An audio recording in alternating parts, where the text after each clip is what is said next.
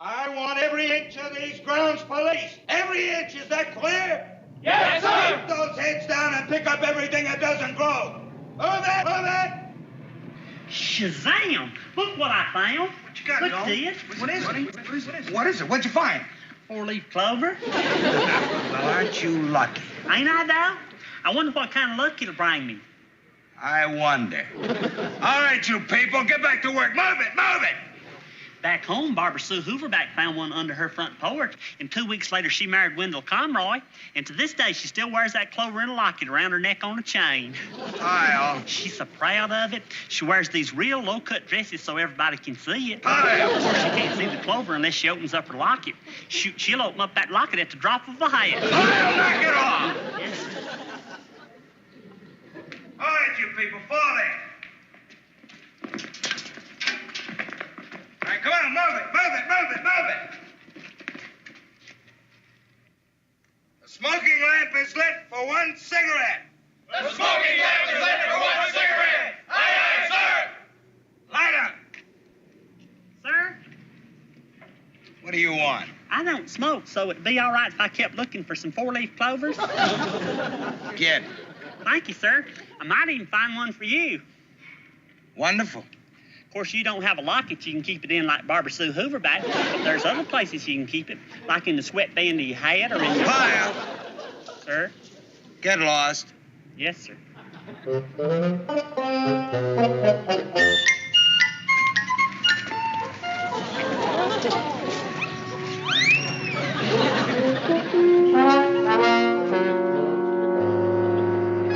Hey, cut!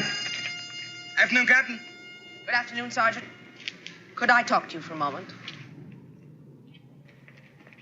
Something wrong, Captain? Not unless you call making a Marine base look like a street corner. I authorized a break for these people, Captain. A break does not mean ogling women Marines. Sergeant, inform your men that this is an administration building and not the corner drugstore. Aye, Captain. Carry on. What's the matter with you knuckleheads? Don't you know a captain when you see one? Sorry, sir, we didn't see her. You didn't see her? You didn't see a captain? All right, you just stand at attention, and you'll watch for captains. Good afternoon, ma'am.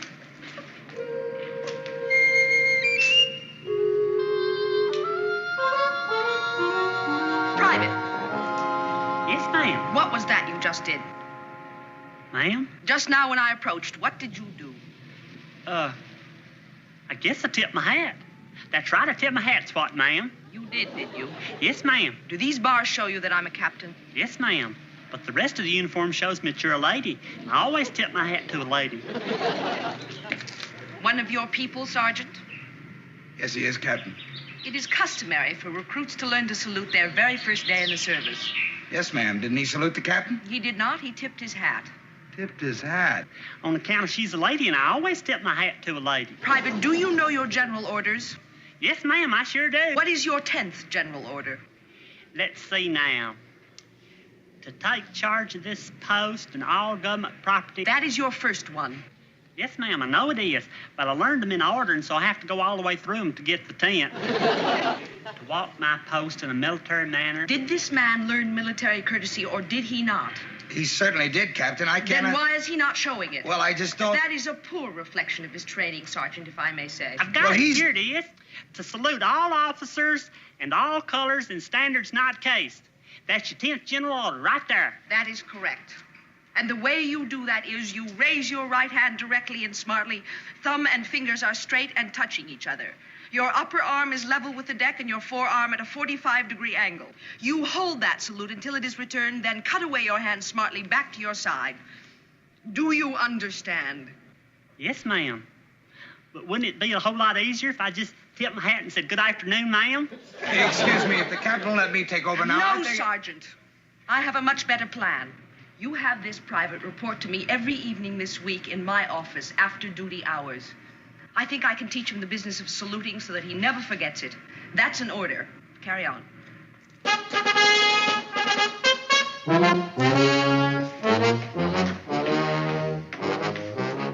Just think, Sergeant. She's gonna take a whole week just to teach me proper saluting. Ain't that nice of her? Gomer, why are you wasting your time sprucing up? You'll be torn to shreds as soon as you get to her office. Oh, quit joshing, Duke. She's a real nice lady, that lady captain. Gomer, that's no lady. Do you know what they call her? Captain Iron Pants. Yeah, Captain Iron Pants. Duke, you ought not call her that. It ain't respectful. Well, that's what they call her all over. Hey, Sergeant, sir. Getting ready to go to my saluting lesson. Well, you fixed it up for yourself real good, boy. Pulling down night school duty. Now, you listen up and listen good. That woman is a captain. You say yes, Captain Martin, no, Captain Martin. Understand? Yes, sir. Captain Martin.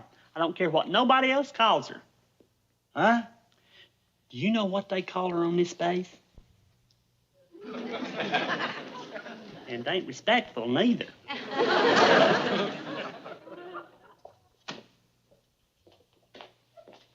Corporal Peters, Yes, Captain? do you type with a compact? No, ma'am. But I'm meeting Sergeant Marshall after work, and it's just a few minutes before 17:30. Those few minutes belong to this office. So if you wish to indulge in camouflage operations, don't do it here. Let me tell you something, Corporal. Those little feminine vanities do nothing to further a career in the service. In fact, I've found them a hindrance. Oh, excuse me, sir. That's all right. You have those requisitions, Captain? Yes, sir, right here. I saw that business with Corporal Peters. Don't you think you're being a little rough on her? No, sir, I don't. After all, we haven't secured for the night yet. And we are Marines working on a Marine base. Well, you are also women. I don't think it's so bad if Corporal Peters puts on a little makeup. She's just trying to win a different battle than you are.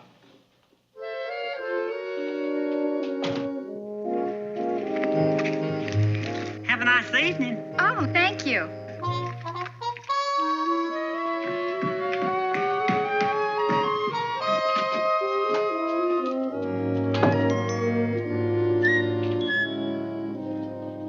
Good evening, ma'am.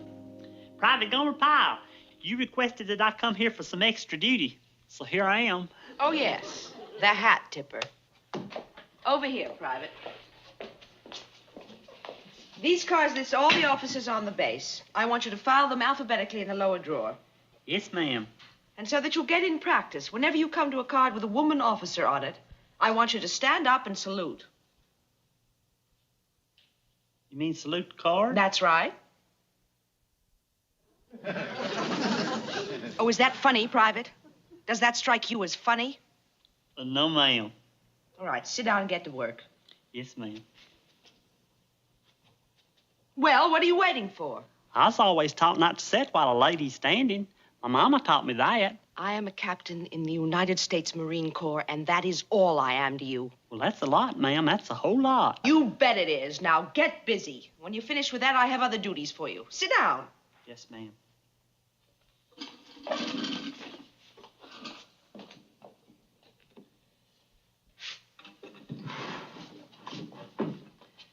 Lieutenant James Parker. Captain Larry Brown. Oh, here's one. Captain Martha Bentley. Is that what you mean, ma'am?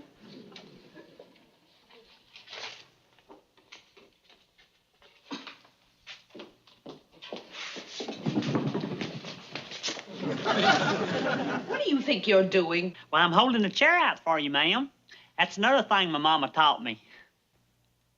Private, listen. There are a lot of things you've learned in civilian life that do not always apply here. Now, common courtesies are fine, but chair pushing and hat tipping and other civilian niceties are unnecessary. Do you understand? Yes, ma'am. I appreciate you trying to help me, Captain. But I hope you won't be too upset if it don't take right away. After all, my mama had over 20 years to drum all that into me. Then we may just be here that long.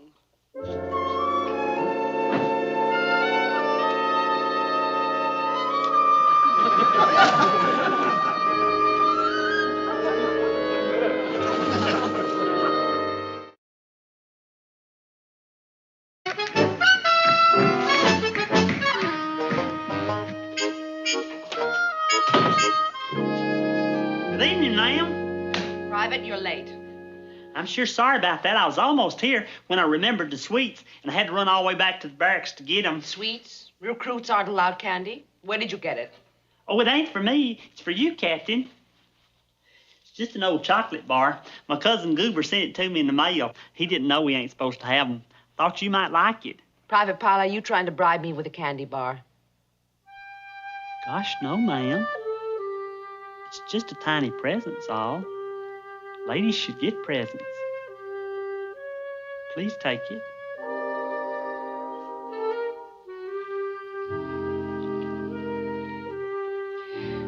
Private, I've got a lot of work to do, and so do you.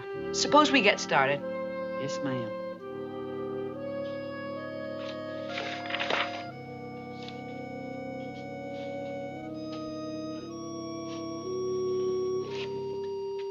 Captain, if you want to holler at me for being late, you just do that. Otherwise, the candy might really look like a bribe. What? What I'm trying to say is, it ain't really a bribe, and if you'll go ahead and holler, then I'll know you think of it as a present. Never mind. Just go ahead and holler, and that'll prove you don't think of it as a bribe. That won't be necessary. But, Captain, if you just... Pyle, get busy cleaning this office now. Move it, move it, move it. Go on, move it. Yes, ma'am.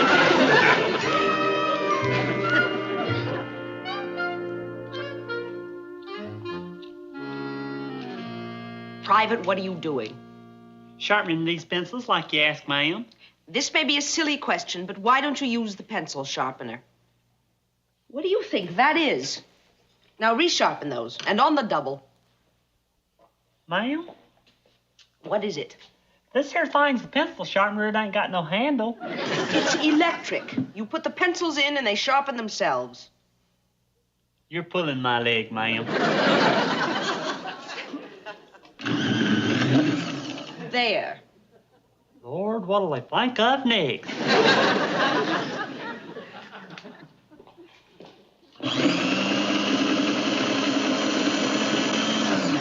Electric. Ain't that something?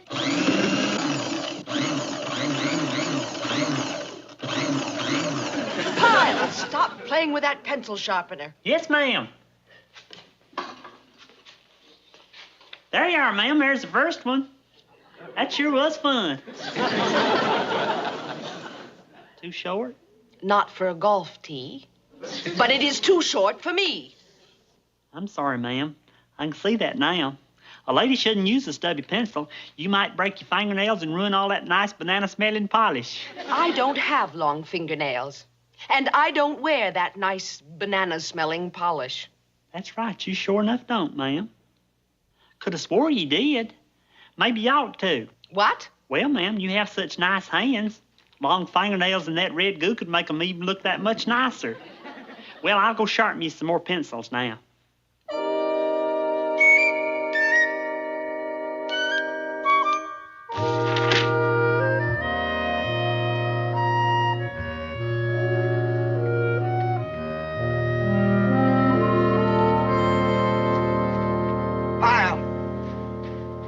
Sergeant, sir. I didn't see you. Pyle, the rest of the people are on arrest period. What are you doing? Just a little private policing, sir. What's the matter? Don't you have enough to do between Captain Martin and myself? Oh, yes, sir, but this is different. You see, I'm just looking for tinfoil. Tinfoil? Yes, sir. It's a surprise for Captain Martin. You gonna surprise Captain Martin with a ball of tinfoil? Oh, no, sir. The tinfoil is just for the decoration. The real surprise is underneath that. Carry on. Yes, sir.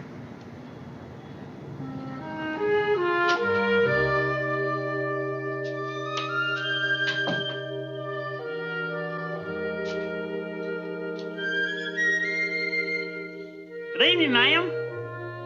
Is that a new way to stand at attention? No, ma'am. It's just that I know how ladies like to be surprised. What? I found them growing wild back yonder at the back gate. They're for you. Take them. Oh, that's very nice, Private. But I'm afraid I don't have anything to keep them in, so I can't accept them. How's this? What's that? Homemade vase. Pretty, ain't they? Yes, they are. This here vase It's just an old milk bottle I found back of the mess hall. I covered it in tinfoil on account I didn't think a vase ought to say low fat on it.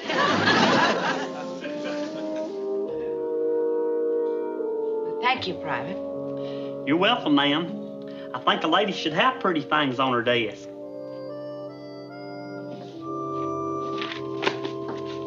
All right, Private. May as well secure for the night. Check that window, will you? Yes, ma'am.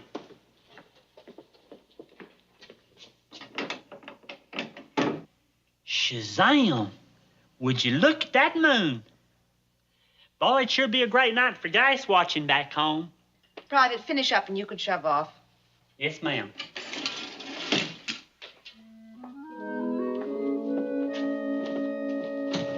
Gas watching? Yes, ma'am. Back home, I used to work at this filling station. Whenever there'd be a shiny moon and I'd be working nights, I used to spill out a little gas on the concrete and watch the reflection that the moon made on it. All them shiny colors and runny lines. I see. Sometimes this girl I knew named Ida Carrington, she'd come over and sit with me, and we'd eat a bag of pine nuts together. We'd just sit there and look at all them runny lines and listen to old Lester Pruitt's hound dog baying away at the moon. Way off yonder, you could hear the whistle off the Nashville train passing through. Woo-woo! And that's the only sound there'd be, except every once in a while Ida Carrington cracking open a pine nut with her teeth. I'm sorry, ma'am, I didn't mean to run off like that. I'm sure a lady like you's got a lot better memories of moonlit nights and chomping away at pine nuts and looking at guys. Well, I guess I'll shove off if the captain don't need nothing else. No, that'll be all. Well, see you tomorrow night, ma'am. Good night, Captain.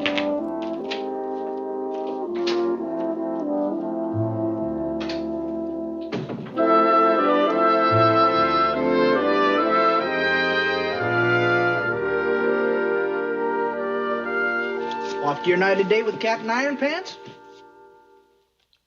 I wish you'd stop calling her that. Why? Well, it ain't respectful, and she's a lady. A lady? Oh, Gomer, look alive. Well, she is, and she's a real nice lady, too. You know what I bet, Gomer? I bet she's got a tattoo on her arm. You know what, Duke? You ain't a gentleman is what? Huh? Talking that way about a lady. It's just crude talk. Oh, come on. It's true. It ain't nothing but crude talk. Gomer, it's just too bad you're only a boot and she's a captain. Otherwise, you could take her out. You picture that, fellas? Gomer out dancing with Captain Iron Pants? She'd probably want to lead.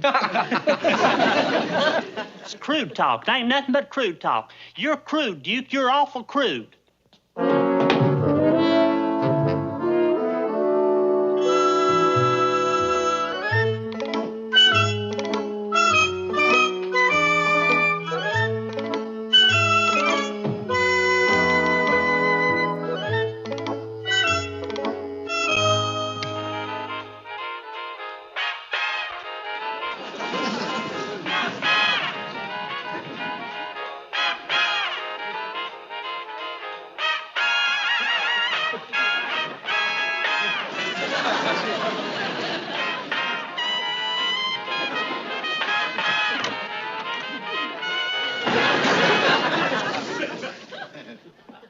Good evening, Captain. I didn't hear you come in. This is an office, Private, not a dance hall.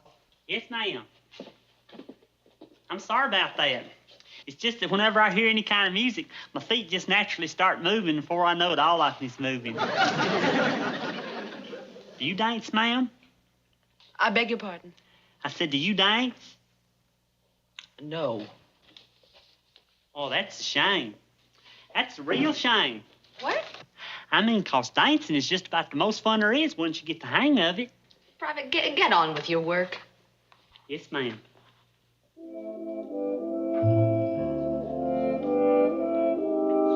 Captain? What now? I bet there are a lot of nice officers on this base that are just dying for you to learn. Look here. Like that Colonel Van Pelt. I seen him through the officers' club window one night while I was on duty, and he was dancing with a girl not half as pretty as you.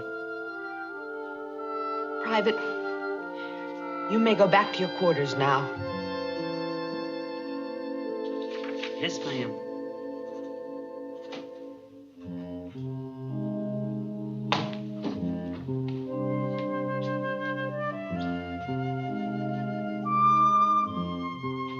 Captain? If you'll excuse me for saying this, well, I know that you're a top-notch Marine, and you really work hard at it. But you was a lady before you was a Marine, and a mighty fine lady, too. So maybe, if you'd work a little at that, I mean, maybe... Maybe my nickname wouldn't be Iron Pants? Why, never. Good night, ma'am.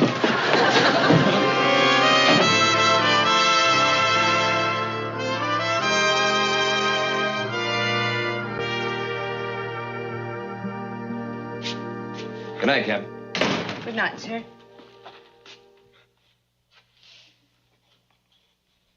Captain Martin. Yes, sir. That's very nice, whatever it is you have on. Thank you, sir.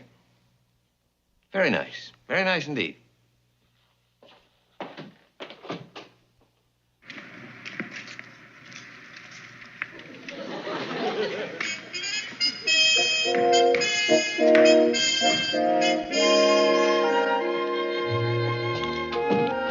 Good evening, ma'am. Well, don't you look nice, ma'am? Thank you, Private.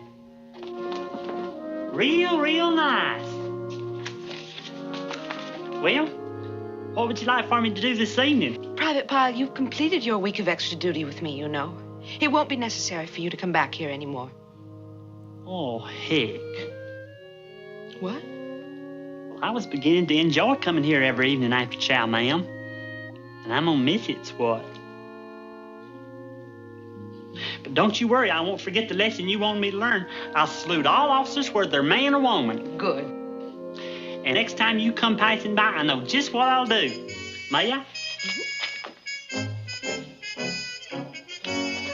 Good afternoon, ma'am. Very good, Private. Thank you, ma'am. Well, I don't reckon I'll be seeing much of you anymore, ma'am. Goodbye, Private. Goodbye, ma'am. Private. Ma'am? There are hundreds of men on this base who salute me when I walk by. If you should forget and tip your hat instead when I pass, well, if no one else is around, I'll try not to notice. Oh, don't you worry, ma'am. I won't never forget. Well, bye, ma'am.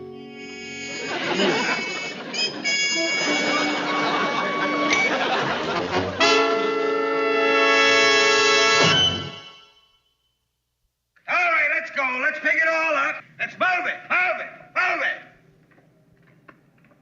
Cut. Afternoon, sir. Afternoon, ma'am.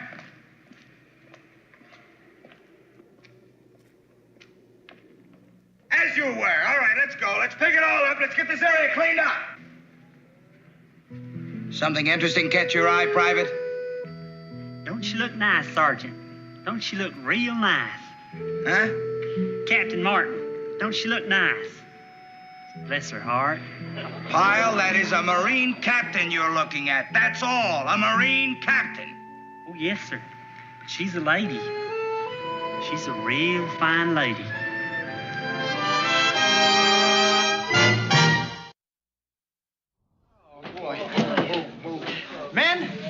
Men, I just figured out why the Marines sing on their way to battle. Yeah, why is that? That's right. Because after boot camp, any kind of war is like a vacation. Boy, you ain't kidding. Oh, it ain't all that, Dad.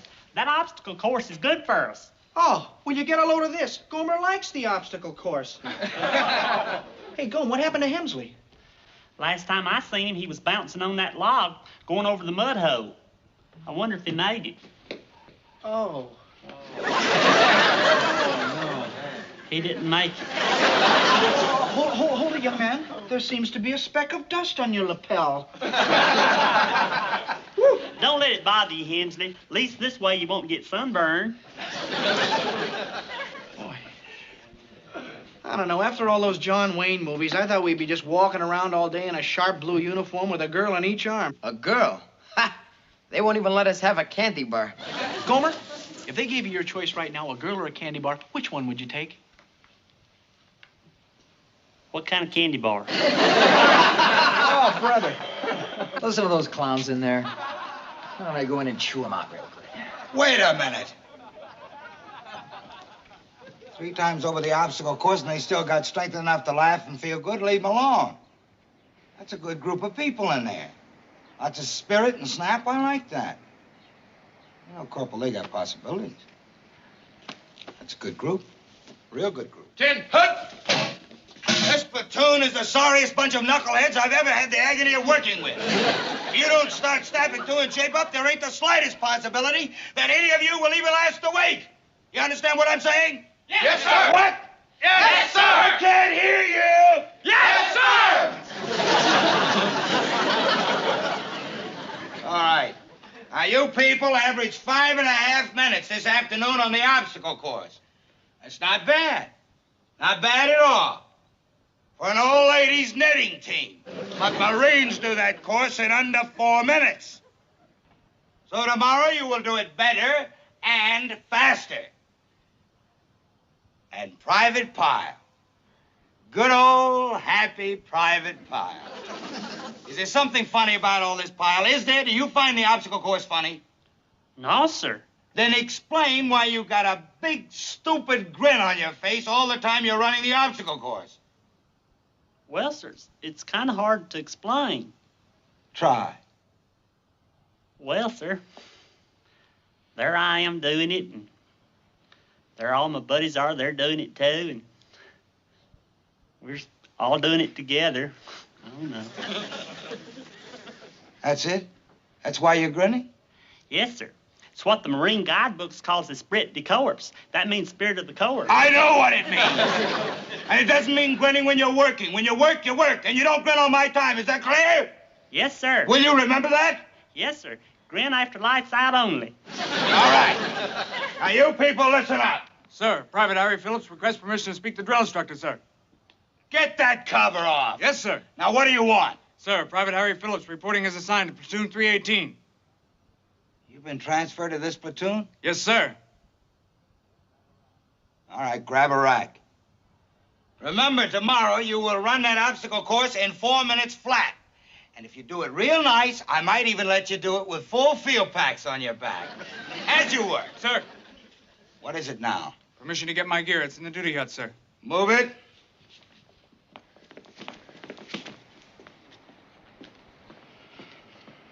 Phillips guy, we would have to get him. You know him? I know about him. I heard he's a real troublemaker. He's goofed up in 2 platoons already. Why don't we straighten him out in advance, then? Really lay down the law. I don't want him fouling up this platoon. It's too good a group. Let's tell him. Wait a minute. Move it! On second thought, let the platoon straighten him out. Huh? It's better if they do it. They gotta live with the guy. After all, I'm not always around to straighten out their problems for them. It's a good idea. Yeah. You know what that's called? Strategy. Hey, there's my bunk. Did you hear what he said? It's his bunk. I expect I didn't make myself clear. There's my bunk. Can't you get another one? I suppose so, but I picked this one out special on account of it's just 11 steps from the door, same as my bed in the filling station back home. You don't say. Uh-huh. The other night, a car honked its horn going down the highway. Don't you know I heard it? Got up, automatic, walked them 11 steps right out that door. But this racket do me nice. You see, I had a bunk in the same exact spot in the other barracks. Is that a fact? And now I'm in a strange place. Well, you take it then. Shoot, I can find another. Good. Clean forgot my manners. Didn't introduce myself. I'm Gomer Pyle. Heard the sergeant say you're Harry Phillips. Alert, very alert. You'll like this platoon, Harry. It's a great bunch of guys. Talk about a spirit de corps. They really got it. Might as well meet some of them now. This here's Duke, and that's Vern Williams. Vern here's a natural-born athlete. That there's Joey Lombardi. His folks come all the way from Naples, Italy. That's an Italian place. He talks it, too. Hey, Joey, say something in Italian. Come on, Gomer. He taught me how to say Mamma Mia. That means my mama. Italians say that a lot. How about that? Well, I guess I better go make up my bunk. Go ahead and meet some of the other fellas, Harry. Hey, Gomer, you don't have to give that creep your bunk. Oh, I expect one's as good as another. Besides him being new here, we ought to do our best to make him feel at home. Why? Well, he is new here, and I expect he's shy. Hey, Pyle! Shy, huh? He's pretty pushy for a guy who's shy. Oh, that's just his way. It's to help him get over his being shy. Huh? You see, some folks who are shy try to fool you into thinking they ain't by making a lot of noise. Now, that's fact. Gomer, you should have been a psychiatrist. A what? A doctor who talks to people about their problems. Not me. I'm too shy.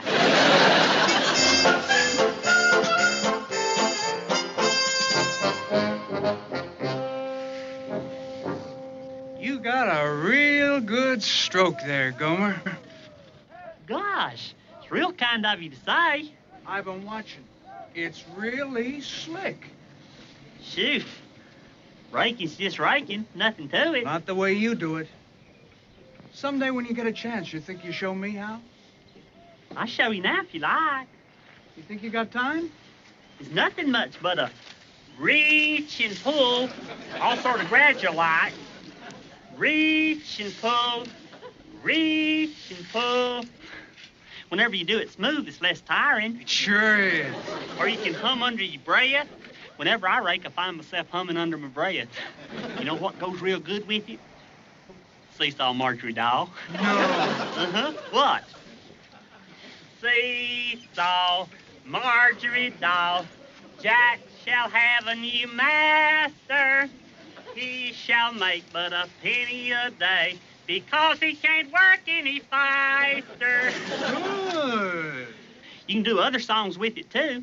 Sometimes I do hymns, like When the Roll is Called Up Yonder or Beulah Land. Uh-huh. Good idea. Don't miss that corner down there. Sometimes when I'm raking, I squint my eyes, and it's just like I was flying in an airplane real high over fields that's just been plowed.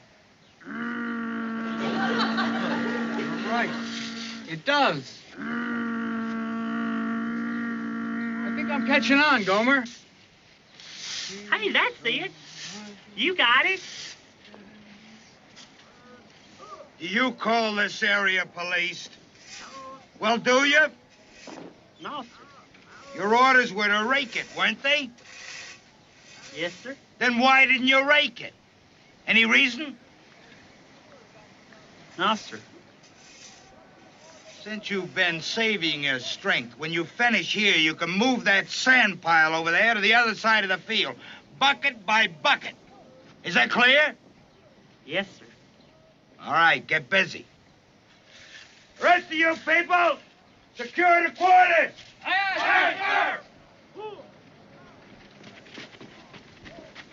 When the roll is called up yonder, when the roll is called up yonder, when the roll...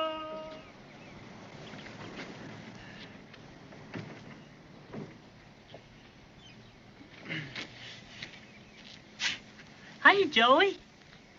Gomer, you never learn. You sure let yourself get taken in. You know what kind of a crumb that Phillips guy is? I mean, he got you into this. Well, I will admit he makes it kind of hard to have faith in him, but I say we give him the benefit of the doubt. Why, Gomer? What for?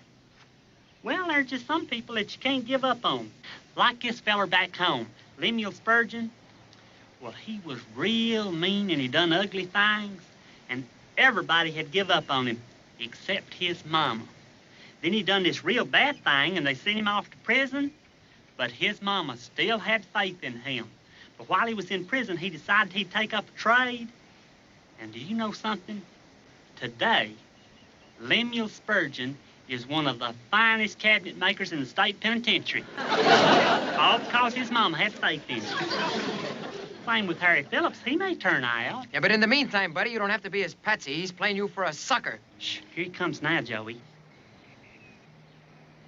Ignore him. Don't let him put any more over on you. Why don't I just ask him if he's trying to make a sucker out of me? Gomer, you Hey, can't... Harry, Wow, Gomer, you're working hard? there's something I want to ask you, and I want you to tell me the truth. Are you trying to make a sucker out of me? Huh? Well, some of the fellers in the platoon, and I ain't mentioning no names, maybe that's what you're trying to do, is play me for a sucker. Are you? Well, what if I am? Huh? I mean, somebody's got to be the patsy. So why shouldn't it be you? Does that answer your question?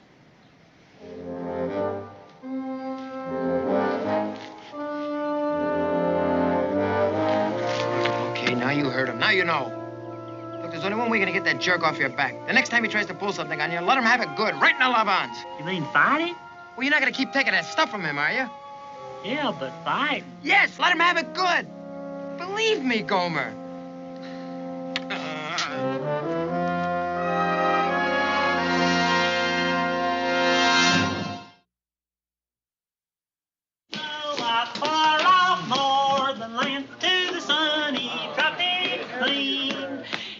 Always find us on the job, the United States Marine. Hey, y'all know what that is? It's the second verse of the Marine hymn. Not too many folks know it. Hey, you won't learn it. It won't take me but a minute to teach it to you. Oh, knock it off. Try something else, will you? Well, we're a bunch of crab apples this morning. Gomer, look, the guys are a little tired, you know, from the obstacle course. You'll teach them another time, okay, buddy? Okay, but it's a nice verse. Mm-hmm. Our flag unfurled. Yeah, sounds swell, Gomer. Sounds swell, Ben. Hey, Harry, that's my bunk you're on. I know, Gomer. I didn't think you'd mind. But you ain't supposed to be on them during the day. I know. That's why I picked this one. It's further from the front door. Come on, Harry, get off. Okay, in a minute. You heard him. Get off. Why, you gonna make me? Yeah, I might. You gonna do something about it? Yeah, I am. Now, Joey, Look out, Gomer. Chin up! Average time on the obstacle course? 5.5 minutes. That equals the record set by Grandma Moses. Now, this afternoon, we will have bayonet drill with the pugil sticks. And this platoon will... Whose rack is this? Mine, sir. This rack looks like somebody's been on it. Yes, sir. It does, sir. You been taking yourself little mid-morning siestas, Pyle? No, sir. Well, it looks that way. You know the rule about getting on your rack during the day? Yes, sir. Straighten it. And since you got yourself a little rest, I guess you feel up to a little extra duty? So you can move that sand pile again tonight after chow. Is that clear?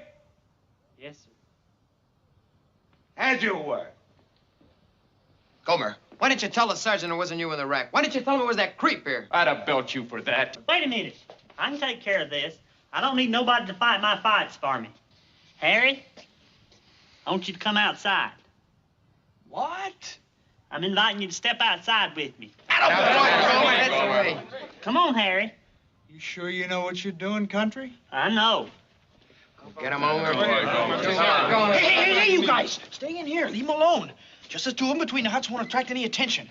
How about that, Gomer, huh? He finally had enough of that creep. Well, there's just so much a guy can take from a rat like Phillips, even Gomer. Yeah. The window. Come on.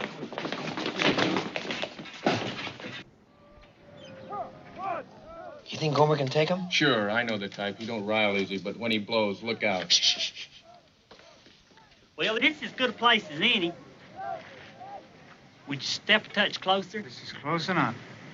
Well, I don't want the fellers inside to hear. Hear what? Well, what I got to say. That's the reason I asked you to step out here. I thought it'd be more private-like to talk. I didn't want to embarrass you by saying this in front of the other fellers. But, Harry, to be out and out with it, there are them here that don't think that you've been behaving yourself too attractively. Now, you may have the best reason in the world for being so contrary since you come here. whether it was the haircut or the tight shoes, or whether it's the world situation or a lumpy pillow you've been sleeping on, the fact remains is you got to change your ways. Now, a smart fella like you ought to be able to figure that out. But mainly, the thing I wanted to say is there's still a bright side to this. You can make up for everything. 1, you got to start doing your own chores. 2, you got to quit lying on other folks' bunks. 3, you got to stop picking fights with little Joey. And let me see if there's a 4th one. No? Well, anyway, just behave yourself more attractively. Well, that's all. Wait a minute. You asked me out here to talk? Yeah. Would you like me to go over them again? 1. No, I got it. Good. Believe me, I don't like this any more than you do. But it was bound to come to this sooner or later. Why, things was getting so bad we was about to lose our spread decors. You know what that means? I do. Gomer, I gotta admit it. I can't figure you out. I don't know what you're more of, dumb or chicken.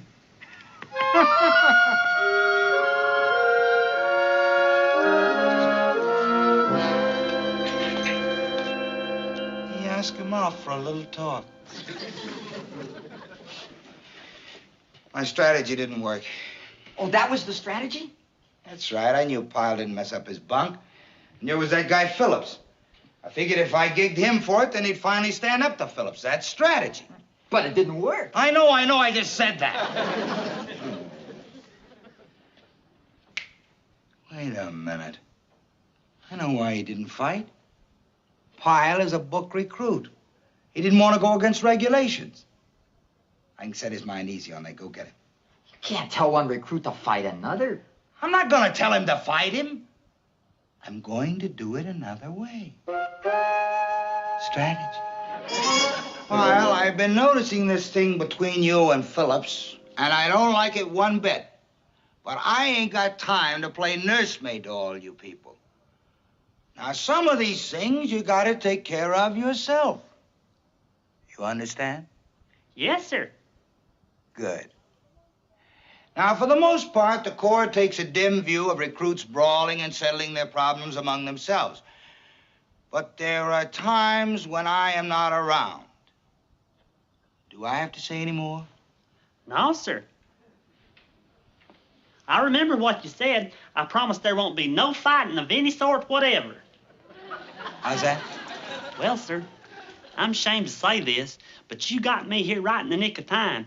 That feller had me so riled up from a talk we had, I'd most likely be tangling with him right this minute if you hadn't set me straight. You mean you were going What's more, I'll make sure that none of the other fellers lay a hand on him neither. You and my daddy say the same thing. There ain't one fight in a million that accomplishes nothing. I remember, sir. All right, Pop. All right, just go. Sir? Did I say something wrong? Just go, go, go! I said something wrong. Well, your strategy didn't work again. You shut up! What that knucklehead doesn't understand is he'd be doing Phillips a favor. How do you figure? A guy like Phillips has got to get it drilled into him that nobody but nobody's going to be his patsy. Once he finds that out, he'll settle down and be a good recruit. He'll solve a problem for himself and for the whole platoon. Right now, Pyle's the only one that can do that. You people will now pair up for bayonet fighting using the pugil sticks. This pugil stick represents your rifle. The end with a stripe on it is the bayonet. The plain end is the butt of your rifle. Now remember, from the on-guard position, you can make 5 attack movements. Corporal? The sledge, hut! The jab, hut! The vertical butt stroke, hut! The horizontal butt stroke, flat! The smash, hut, hut! Thank you, Corporal. Now, first 2 people. Phillips. And... Sergeant, May I? Not now, Pyle. Please, sir. Are you sure, Pyle? Don't you want to observe a little first? No, sir. I know what I'm doing. I want to. I really want to. All right. Suit up. Now, you people remember, there are 5 attack movements you can make from the on-guard position. The slash, the jab, the vertical butt stroke, the horizontal butt stroke, and the smash. Is that clear? Yes, sir. All right. You 2 men ready? All right, move back, give them room. Take it easy. On guard. Watch out now, Gomer. Watch out for it. It's hard. Watch out. Keep on dancing around, Gomer. Don't let him hit you. Don't let him hit you solid. Watch out now, Gomer. I'm doing this for your own good, Harry. Come on, Gomer. Now get on. Come on, Gomer. Come on, baby. Come on, Gomer. That's it. Hey, come on. Hey!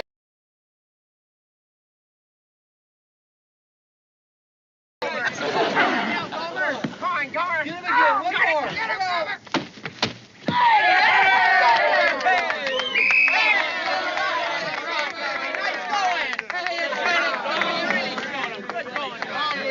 All right, Phillips, you've had it. Okay, Lombardi, let's see how you make out. Watch him, Joey. Yeah, watch him, Gomer. Hey, Joey. Get out of here. I don't get it, Pyle. How come you can knock that Phillips flat and yet you can't even handle that little Lombardi guy? Well, sir, you see, the big feller needed a lesson, and the little feller didn't.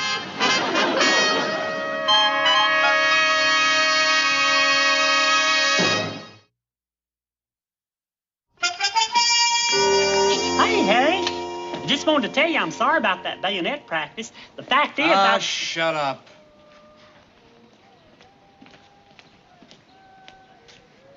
What are you doing, Pyle? Daydreaming? What's the matter with you?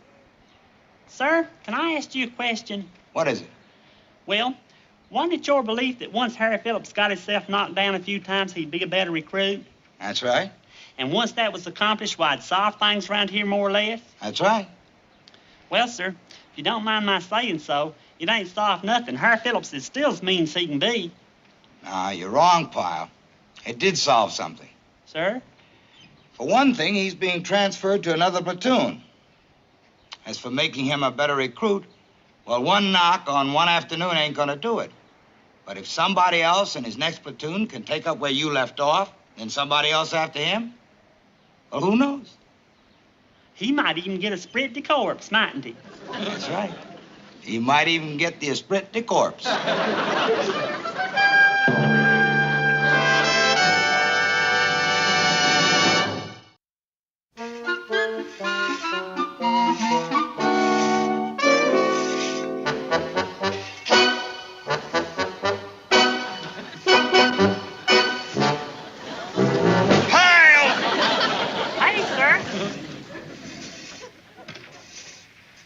You are a knucklehead, you are a goof-off, you are a gold brick. Have you ever heard that? No, sir. Wally, my boss back home, used to call me a jabber now and a mooncalf, but never the ones you say it. Then I'll say 'em again. Knucklehead, a goof-off, and gold brick. Never heard those words where I come from, Sergeant. You must be from the Midwest. Knock it off. Pyle, I will tell you what a gold brick is. A gold brick is a person who does not do his work, who does not pull his load. Pyle, you are a gold brick. No, sir, You have not done a decent day's work all week, Pyle, all week. Yes, sir. Ask anybody. Hey, fellers. As you were. Pyle, do you realize you get paid a salary? Do you realize you're accepting money under false pretenses? Pyle, you are stealing money. Why, I never. Stealing? No, sir. Even back home when I worked at the filling station, and I'd get a coin out of the cash register for the pop machine, I always left a note saying Gomer owes. Well, you better leave a note for the U.S. taxpayer, because that's who pays your salary. And he pays it no matter what. His kid might go without roller skates, but you get paid. Well, that's just terrible. It is when you goof off and don't earn it. And, Pyle, this week you have not earned it. All right, all you people, listen up. Pay call will be at 0800 in the duty hut. You will report there at that hour, and you will not keep the pay officer waiting. Is that clear? Yes, sir. As you were. Pyle, how you can accept that money after the week you put in, I'll never know.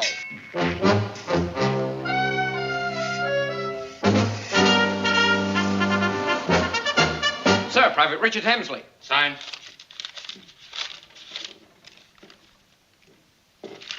Thank you, sir.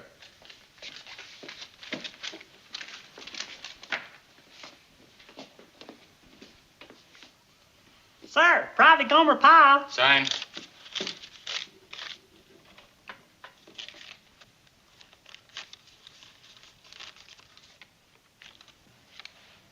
What are you doing, Private? I'm returning some, sir. What? Well, sir, I didn't work hard enough last week, so I oughtn't to get paid for it. I'm returning part of my pay, sir, $10. You returning? That money should go to some taxpayer to buy some roller skates for his young'un. Thank you, sir. That's a conscientious recruit. Or he's a nut. Don't spend that all in one place, Gomer. That's a good one, Duke. Excuse me, sir. At ease, Pyle. You're gonna be real proud of me, sir. What? I returned a whole week's pay, and I feel a whole lot better about it, too. Why? Why'd you do that? You remember that there fine speech you gave to me about how I was stealing a week's pay from the taxpayers? Well, I got to thinking about it, and I decided you was right. So what I done, I just returned a whole week's pay. Feel real good about it, too. You returned a week's pay? Just gave it back? Yes, sir. If it hadn't been for you, I wouldn't have done it at all. Sergeant, you deserve all the credit. I don't want any credit. You don't, sir? No, I don't know what this is all about, but I sure don't want any credit. You know something, sir? You sure are modest for a sergeant. Yeah, I'm modest. Now get back to your quarters. You know what my grandma always said? She said, modesty is one of the kingly virtues in this whole world. Move it! Move it! Move it! Wait a minute. Let me get this straight, Lieutenant. One man didn't take full pay, right? That's right, sir. The recruit's name's Gomer Pyle. He had some crazy story about not deserving it. He just left it and ran off. What? That's right, sir. He said he didn't work hard enough last week. You kidding me? No, sir. Oh, I never heard anything like this. No, sir, neither have I. Gomer Pyle, huh? Yes, sir. Well, he's either very conscientious or he's a nut. Yes, sir. Okay, we'll put it through just like this. Battalion will handle it.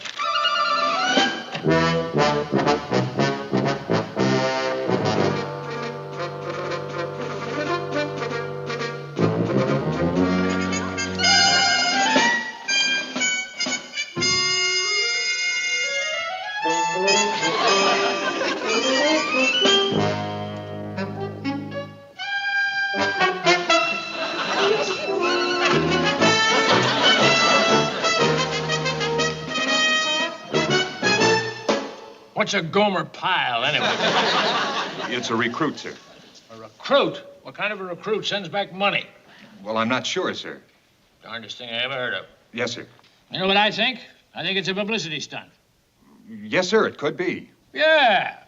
Some man will do anything to get their name in the paper. This Pyle's probably an actor who figures to make a fuss and cash in on the publicity. Gomer. Gomer. Sounds like an actor's name, doesn't it? May I suggest, sir, we send the money back down the line to the original officer who took the money and have him return it to this pile? That way there won't be any publicity on this level. Good idea. Send it on back down with my endorsements. And I want a signed receipt to make sure he receives the money. Yes, sir. Ever hear anything like this before? No, sir. I can't say as I have, sir. Well, as I say, he's probably an actor after publicity. Or he's a nut.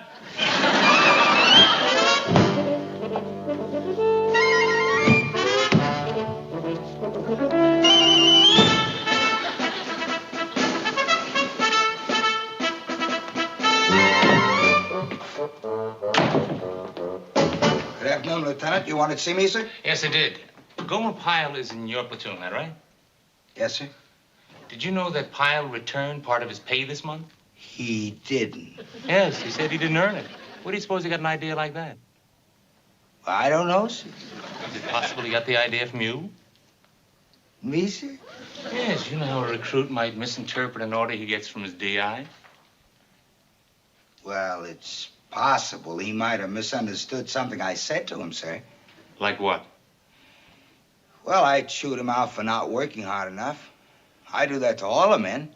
He's the first knucklehead that ever insisted on returning money. That's all it was, sir, just a little misunderstanding. It's gotten to be quite a big misunderstanding, Sergeant. It has, sir? It has. I won't waste time. I want you to get Pyle to take this money back. As a matter of fact, I'd do it within the next 36 hours. I'll get him to take it back, sir. Oh, I'll get him to take it back. Sergeant, we need a signed receipt from Pyle, and he won't be able to do that if he has a broken arm.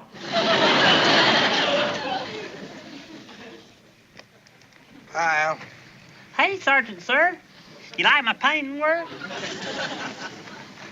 Ah, that's beautiful. Did you sign your name at the bottom of it? Sign my name. Oh, you mean like them artist fellers do whenever they paint a picture? Oh, I got you now. Hey, Sergeant, you know something? You're really witty. Sign my name.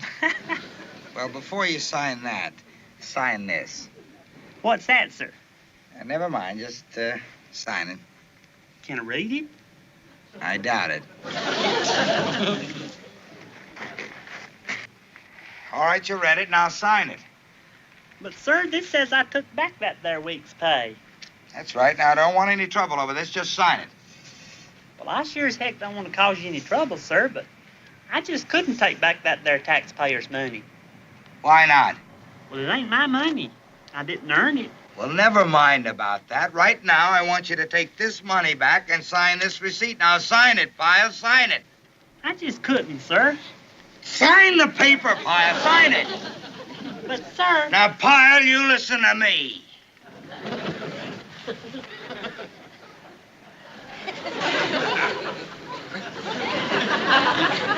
Look, Pyle, I can't order you to sign this. So what I'm doing is, I'm asking you to take the money back and sign this receipt. Is that clear? Yes, sir. All right, sign it. But I couldn't take back something that don't belong to me. You was right about me not earning that money, right as rain. That's the reason I turned it back in. Some poor taxpayer's young'un having to do without his roller skates. Forget the roller skates. Sign it, sign it. I sure would like to oblige, Sergeant, but you know what's guiding me in this situation? What? My grandma. Grandma Pyle always used to say, a workman should be worthy of his hire. Bless her heart. All right! You'll sign it! You'll sign it! You'll sign it if it's all I think you'll do. You'll sign it! You like everybody else!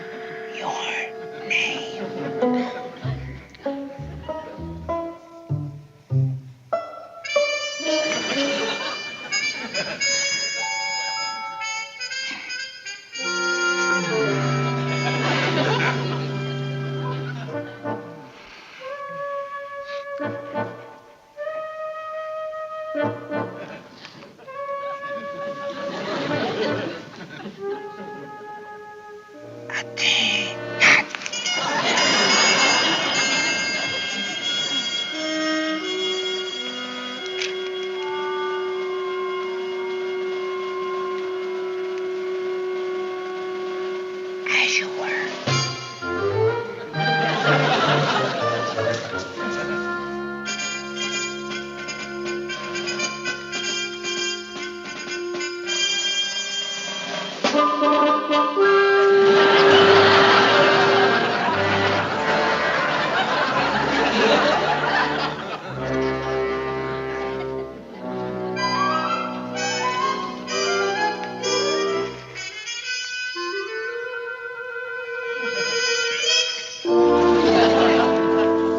You know what I'd do? I'd stick his head underwater and I wouldn't let him up until he signed that receipt. Or I might kill him and send the money to his next of kin. Look, will you just do your work and let me think? Okay. Okay.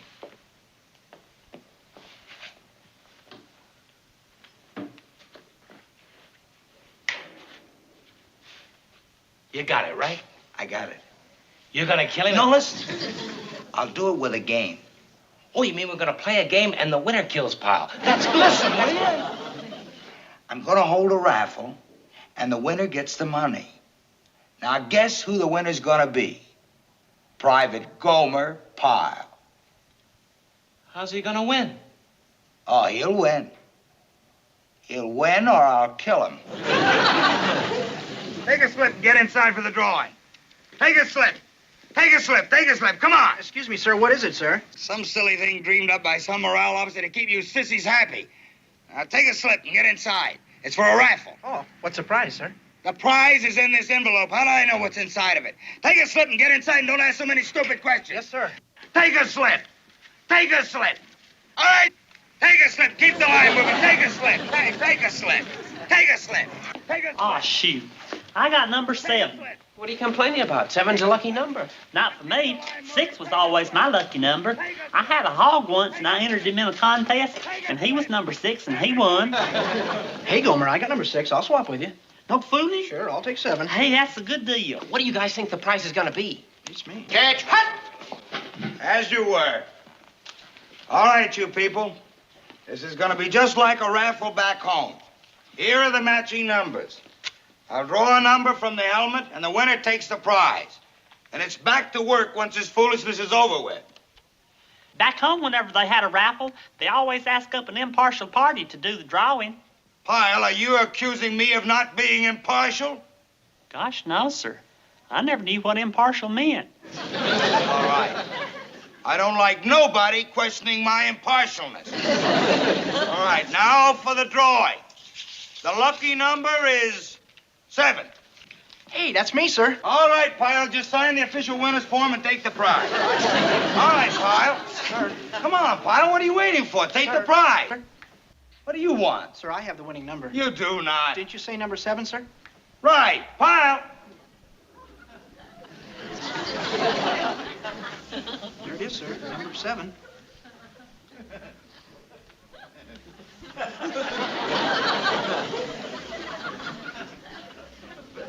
Pyle, what number have you got? 6. I had the winning number, but I swapped with you. I guess 6 is only lucky for hogs. Hogs?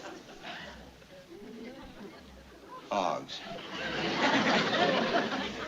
Sir, about the prize. What was the prize, sir? Look, I was against this from the beginning. I don't think we have to entertain a bunch of recruits. Sir, but I just... No buts. The next time somebody comes up with this, I'll tell them what I think about this kind of idea. Sir, I was just curious, what was the prize? 100 push-ups. Do you want them? No, sir. All right.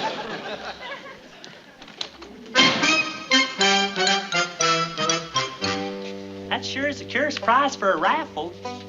They used to give away a turkey or a TV set, but 100 push-ups.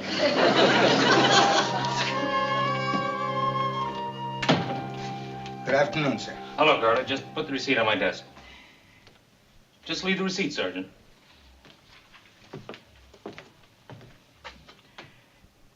It hasn't been signed, sir. It hasn't? No, sir. Private Pyle refuses the money, and I can't get him to take it. And, sir, regulations don't show where a recruit can be forced to take money. I looked every place, and I can't find anything. I see. Got any suggestions, Carter? No, sir, I tried everything. Okay, I guess the depot commander can solve it. General Wells? That's right. I'm sending this whole thing to him. Oh, sir, I don't think you have to do that. No? I don't have much choice. You know who's waiting for that receipt, Sergeant? The Pentagon. The Pentagon? That's right. The Pentagon. There we go, Sergeant. Carry on. Pentagon.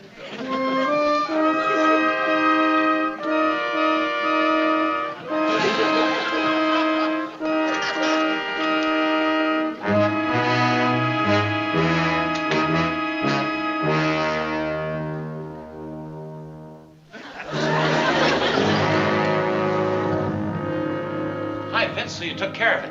Huh? I mean, you went right to the top. No horsing around with you, right? What are you talking about? Pyle, he got called up to General Wells' office. Pyle is with the general? What do they want him for? Well, don't you know? Well, I didn't arrange it. No? Oh, that does it. You know good and well he'll tell the general that whole stupid story about how I got him to turn back his pay. You think he would? Vince, you've been ordered to report to General Wells on the double. What'd I tell you? You know you were right. You told me to kill him. You should have listened. Now it's too late. Yes, sir.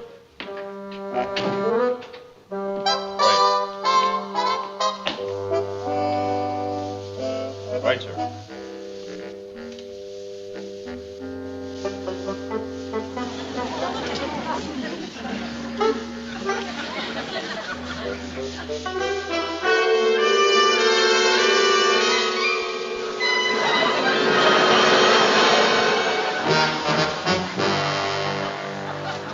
Very good, sir. I'll get on it right away. Sergeant? Sergeant Carter, sir. The general wants you to go right in. Yes, sir.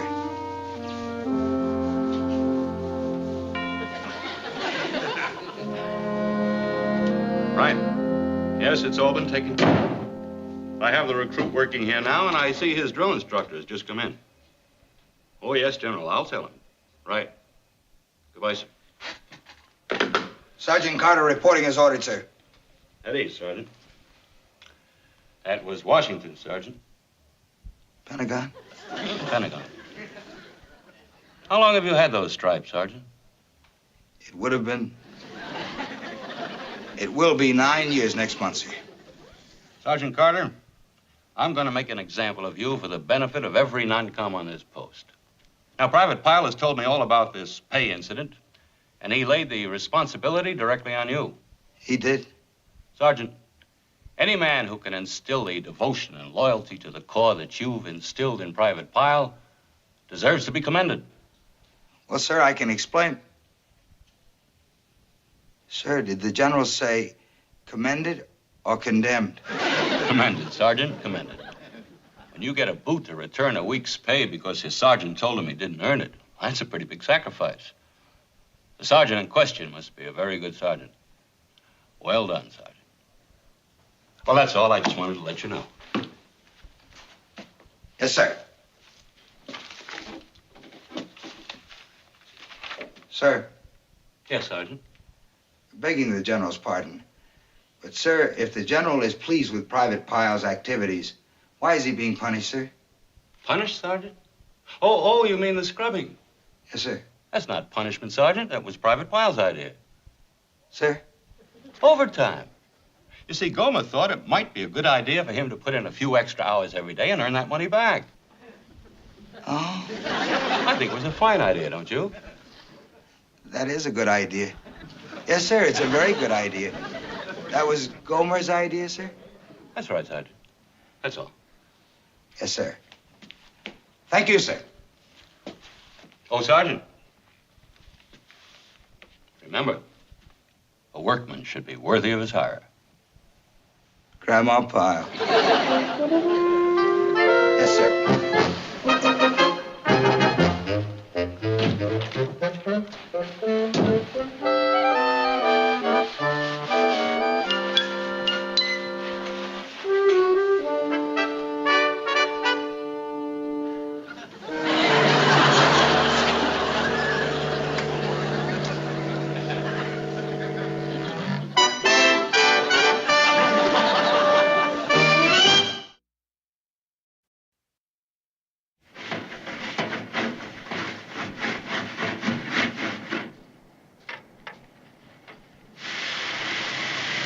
to work, Pyle.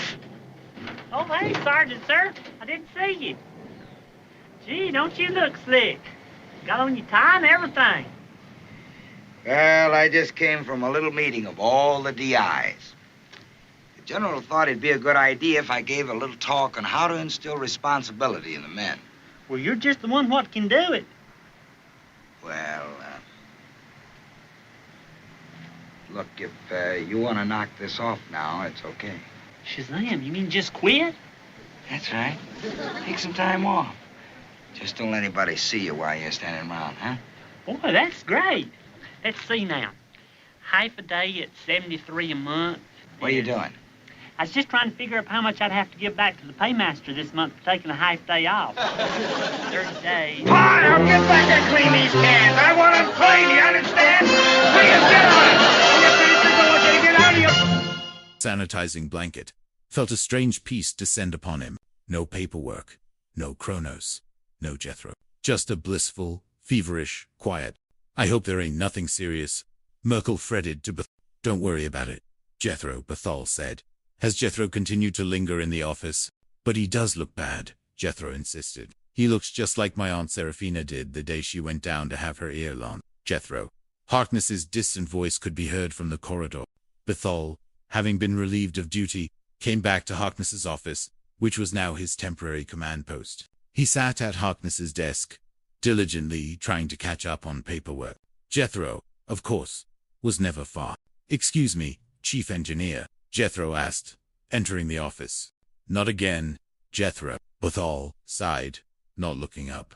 I know you're busy trying to catch up on your reports and everything, but you were just wondering how Commander Harkness is making out, right? Jethro prompted. Well, golly, it's been 3 days. That's right. Like I said yesterday and the day before, he's doing fine. Just fine. Now get out of here. Bethal barked, irritated. I sure am glad to hear that. As a matter of fact, he's due out of sickbay tomorrow morning, Jethro announced cheerfully. Tomorrow morning? Bethal slammed his hand on the desk. Yeah, not a minute too soon as far as I'm concerned. Good. Well, I would be glad to see him. It's not that you're not doing a fine job in this place, Chief Engineer, Jethro said with earnest diplomacy. You're doing real fine. It's just that, well, you're not Commander Harkness. But then, who is? Get back to work on the flaws. I got a lot of work to do, Bethal snapped. Right, Chief Engineer. Jethro turned to go, then paused. Commander bothered you. I'm begging your pardon, but do you feel all right, Chief Engineer? Yeah, I'm fine. Just a little beat? Maybe, Bethal replied, rubbing his eyes. I guess that's it. That's what Jethro prompted. The reason you look so flushed. Not feverish, mind you, just flushed. Yeah, Bethal raised an eyebrow. I could tell a lot better if I could feel your ears. No, just get out of here, Bethal roared, swatting Jethro's hand away. A few hours later, the entire platoon was buzzing with concern. Jethro had gathered them. Hey fellas, wait till you hear the news. Just wait till you hear the news. I just talked to Chief Engineer Bethal, and Commander Harkness is all better. And he's going to get out of sickbay first thing in the morning. That's good news, Merkel said weakly, looking pale. Well, I'm surprised at you, Phyllis, Jethro chided, making light of a man that's been in the hospital for 3 days, especially a man like Commander Harkness. I'm sorry, Jethro, Cadet Stella said, looking distinctly unwell. It's just that I don't feel so red-hot myself. He clutched his head. I haven't been feeling too well either. My head feels kind of funny. I'm warm all over, Merkel added, also looking flushed. I know, Jethro exclaimed, his eyes gleaming. You want to feel my ears, right? He reached for Merkel's head. Merkel flinched away. Hey, Jethro, I don't see anything. Bethal, stumbling into the barracks, looking distinctly mottled, shouted. Ah, that didn't work. Bethal clutched his stomach. Face platoon. Fall in. Come on. Move it. Move it. Move it. He looked awful. The next morning, Commander Harkness, looking surprisingly fresh and revitalized, walked briskly into the barracks. Commander Hark, go on in your back, Jethro Bumble exclaimed, bursting forward, an enormous, infectious smile on his face. It sure is good to see you, Hark. Come on. Move it. Move it. Move it. You're looking awful good. Commander Jethro chirped, considering a little peaky around the face. Maybe. Jethro, where is everybody? Harkness asked, confused by the eerie silence in the usually bustling barracks. You look like you've lost weight, but that's natural. Jethro prattled on, completely missing the urgency in Harkness's tone. It's just perfectly natural. Jethro, what's going on? Oh, that's right, Commander. I guess you don't know, Jethro said, as if sharing a secret. Don't know what? Jethro, what? What? Harkness demanded, his patience already fraying. Everybody's down with the solar flares, Jethro announced with a solemn, yet somehow still cheerful, expression. Just like you had, even Chief Engineer Bethal, right? They all woke up this morning feeling sick and sore all over. I never saw anything like it. Harkness stared, a slow realization dawning. So that's what the excitement was all about. They must have been checking in when I was checking out. He sank onto a nearby bunk. He is a shame, Commander. A whole platoon coming down with the solar flares. They say that somebody carried it right into the platoon, and everybody caught it from this carrier. Harkness looked up, suspicion glinting in his eyes. Carrier? Then how come you're not sick? Jethro blinked, utterly sincere. Me? Oh, I never catch nothing. He beamed proudly. And you're the only one here? Harkness asked, his voice filled with a terrible, growing dread. That's right. Looks like for the next few days, it's just you and me. Commander, just you and me, Jethro declared, his face radiating an eager, anticipatory happiness. Harkness stared into the abyss. He had just escaped Jethro for a precious few days, only to find himself marooned with him, completely alone. Attention, Jethro announced brightly, assuming the role of acting first platoon commander. How we got a lot to do today, so I want you to... Harkness held up a hand. It's just you and me, G. There's no use in me reading off the program for the day. He sighed, resigned. But I'll be glad to listen, Commander, if it'll make you feel any better. Jethro offered. Forget it. At ease. Jethro, at ease. Harkness slouched against the bunk, contemplating his personal hell. Just then, the communant on his desk chirped. First platoon, Commander Harkness. He answered wearily. Oh yes, sir. High Regent Hughes. The efficiency reports. Well, sir. Yes, sir. You'll have them by the night, sir. Jethro stepped forward. Excuse me, Commander, for leaving formation, but Captain Hughes gave me these inventory report blanks. He wants them filled out and returned to him by tomorrow noon. Harkness looked at the stack of forms, then at Jethro, a wild gleam entering his eyes. For the love of... I'll do it. Do what? Jethro asked. Fill out these forms. Be glad to. All you have to do is to tell me. Never mind, Harkness interrupted. Already over. Where's my... Well, he's in sick bay with all the others. Don't you remember? Jethro replied helpfully. The calm emunade chirped again. Harkness looked at it in despair. I'll get it. So get it, Jethro. Big deal. Jethro answered cheerfully. First platoon? Cadet Jethro Bumble, speaking for Commander Harkness. Yes, ma'am. I sure will. Thank you for calling. Bye. He hung up, smiling. That was Lieutenant Commander Zara over in sickbay. She's missing some of Chief Engineer Bethal's personal records. Third drawer, right in the front. Right. Commander? I'll take it over there myself if it's okay. I'll be glad to, Commander. I'll be more than happy to. Take him over. Take him over. Just go, Harkness urged. Right. Commander, it's a pleasure. Anything I can ever do to help you out. It's always a pleasure. Especially now that you're so hard-pressed. And, Commander. Yeah. I just want you to know how thrilled I am to be working so close to you. Yeah. I've learned a lot from you already, but not half as much as I'm going to learn for the rest of this week. What with you and me and being alone together like we are, Jethro gushed. Okay, Jethro. Okay, I get the message. Now, get going, huh? I got some work to do. Right, Commander. And don't you worry, Commander. I'll be back to help you out before you know it. From now on, it's just you and me, side to side. We're a team, huh? Commander, go. Jethro sprinted out, leaving Harkness with a profound sense of utter, agonizing solitude. The subsequent days were a torturous dance for Commander Harkness. Jethro, convinced he was an invaluable aide, shadowed his every move. At mealtimes, Jethro would appear, unbidden, at Harkness's table in the otherwise deserted mess hall. Commander, can I borrow the ketchup? Jethro asked, holding out a condiment dispenser. Well, Are you going to return it, Jethro? Or is it your own private stock? Harkness snapped, already exasperated. The ketchup. Harkness rubbed his eyes. Oh, I'm sorry.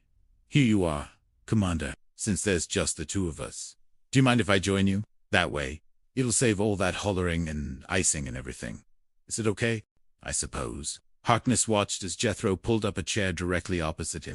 What are you doing? Harkness asked, as Jethro sat down, staring intently at Harkness's mouth. I was just counting. Commander, how many times do you chew your food? Harkness nearly choked. I don't know. I don't count. I just eat.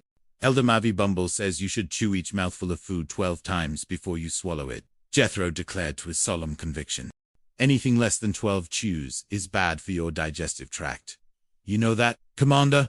Jethro, a human being ain't like a dog. A dog don't chew at all. He just swallows his food whole and lets his stomach do all the work. I remember once I had this old bird dog and he caught this wild turkey. Jethro, just eat your chow, huh? Just eat your chow and knock it off. Okay, Harkness commanded, his voice strained. Oh, I am. Commander, I am. I just like to take my time and enjoy it. You know, it sure seems strange. It's just the two of us at this big old table. Yeah, Commander, you just chewed that 4 times.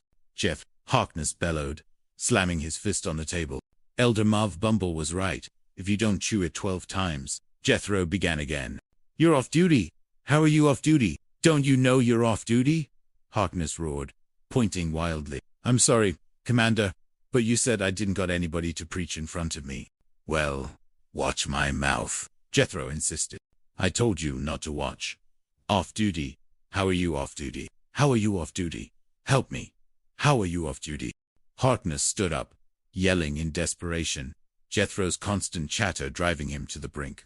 Even the morning inspection became an agonizing ordeal. Well, tell him I'm ready for inspection, Sir Jethro said, standing rigidly in front of his immaculately ordered locker.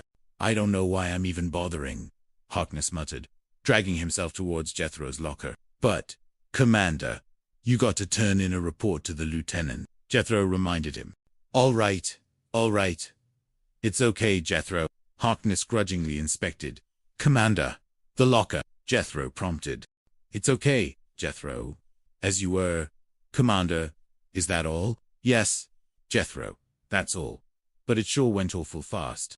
Well, there wasn't much to do, Jethro. Commander. Huh? Jethro asked. Let's do it again. What? Can we do the inspection again just to kill some time? Jethro pleaded. Harkness simply stared, eyes wide with horror at the suggestion. That afternoon, Bethal, still looking somewhat spotty but out of sickbay, met up with a visibly healthier Harkness. Hey, hi, Vince. How you doing, Chuck? You feeling okay? Oh, not bad. Not bad, Harkness replied, rubbing his temples. Say, how are you getting along with your one-man platoon? Don't ask, Harkness groaned, running a hand through his hair. Not bad, huh? Do you know what life is like with Jethro? Do you have any idea? I can imagine, Bethal said sympathetically. It's worse than a horror movie. Every move I make there, he is sticking to me like a bee sticks to a plate of honey, and he never shuts up.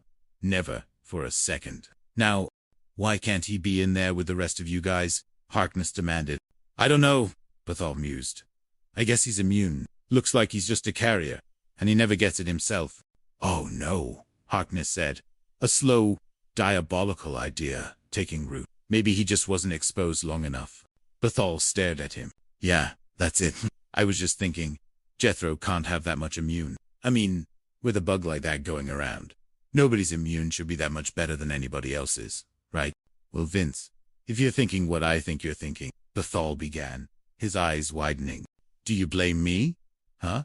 No empire like you do? Do you blame me? Harkness countered, his voice dripping with desperation. What? Purposely exposing a guy to a case of the solar flares? Come on, Vince. Who said anything like that? Harkness gave a knowing wink. I was just thinking he's bound to catch it sooner or later, so why not now? Huh? Why not? Mothers do it all the time. When one kid gets it, she exposes all the kids to it. That way, she doesn't have to go through all that trouble one kid at a time. Bethal actually chuckled. Vince, you're as warm and human as they come. Yeah, you might say that, Harkness agreed, rubbing his hands together. I mean, If Jethro's got to catch some solar flares, no use. He should suffer alone. Ha!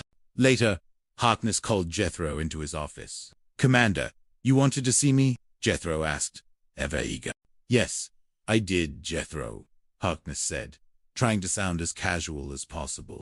Can I say what she was going to say? Can I ask you something? What is it? Well, I was just thinking, if I had your permission to move in here with you, then I'd save you all that running back and forth to the barracks every time you wanted me, Jethro suggested, his face bright. Huh, Harkness stared. Jethro, however, continued. Like in the mess hall when I sat down next to you, I was right there to pass you anything you wanted. The salt, the pepper, the ketchup. Well, why not? Commander, it'd be a lot more efficient now that Chief Engineer Bethal S-bed's in. Harkness's eyes lit up. A Bethal S-bed. Oh, yeah. Oh, okay, Jethro. That might be a good idea. Oh, thank you, Commander. Thank you, Jethro exclaimed, practically dancing. I just knew you got the idea. No, I think it's just great. Commander, you miss your bed over here? Yes, that's my bed. Now, don't you sleep with your head facing towards the window? Jethro asked, studying the bunk.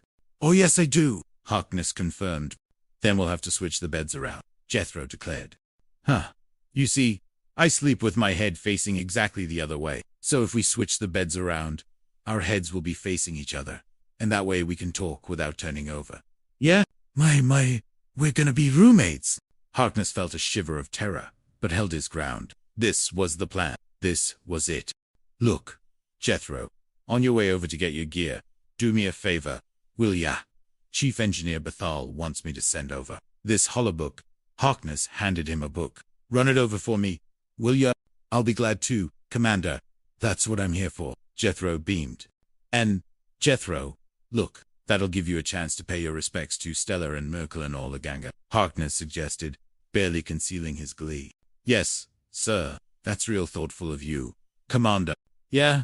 Just slip over and hand a book to Bethal personally, will ya? Remember how you just walked in on me the other day? Well, do the same thing, and give Bethal my best wishes. In fact, shake hands with him. Shake hands with the whole... Harkness almost hyperventilated with anticipation. That's a great morale building. Commander Harkness, you just think of everything, don't you? Jethro said, truly impressed. I try, Jethro. I try. Harkness managed, barely restraining a maniacal grin. A few minutes later, Jethro burst into the quarantine sickbay. Chief Engineer! Hey, Duke! Hey! Fayus!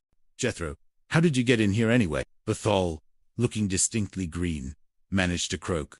Well, I waited till the nurse left the desk out there, on account of Commander Harkness wanted me to give you this book personally, and give you his best wishes, Jethro explained cheerfully. Look, Jethro, you shouldn't have come in here. Yeah, go on. You'll get in trouble. This is an isolation ward, Stella warned, barely able to speak. Oh, don't worry about me, Duke. Jethro waved a dismissive hand. Well, here's your book, and best wishes from Commander Harkness. Best wishes to all of you from Commander Harkness.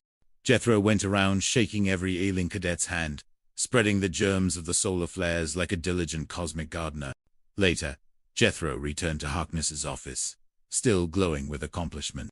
Well, you did a little for the book, Harkness asked, trying to sound casual.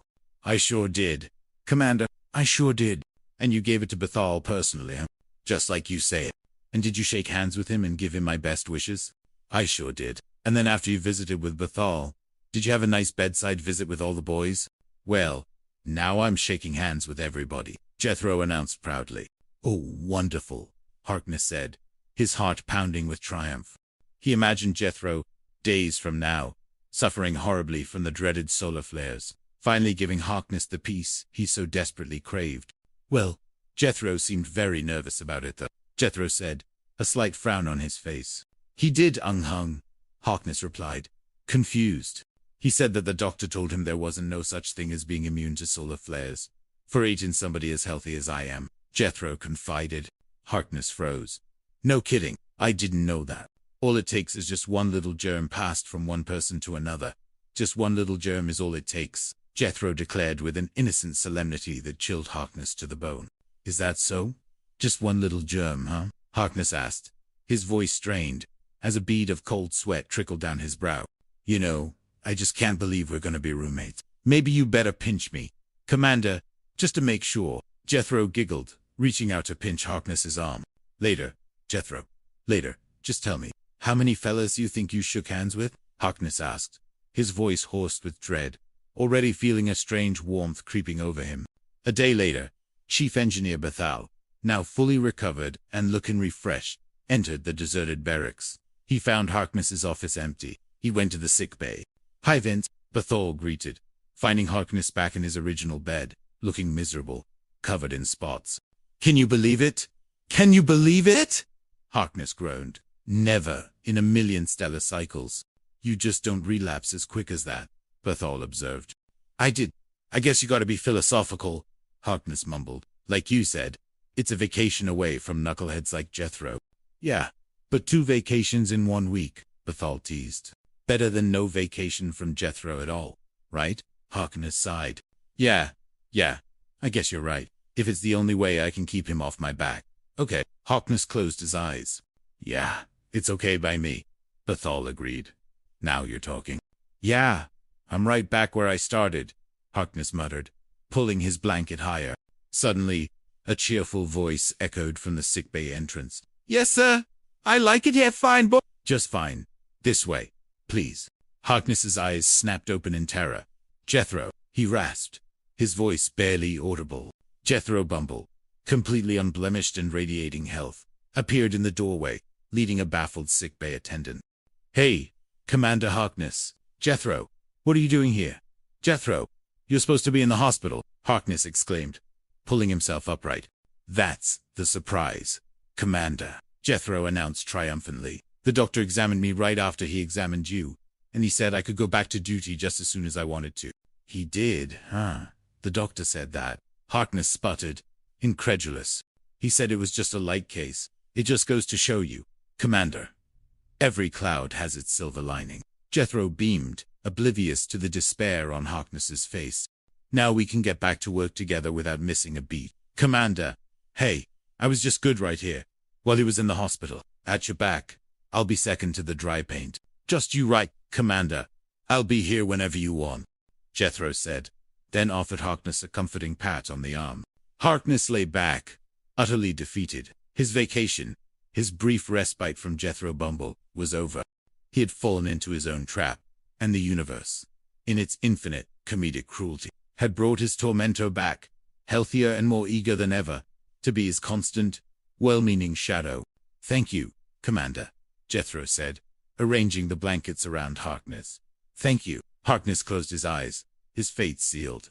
The silence he had craved was once again filled by the innocent, ceaseless chatter of Jethro Bumble, Intergalactic Corps Cadet.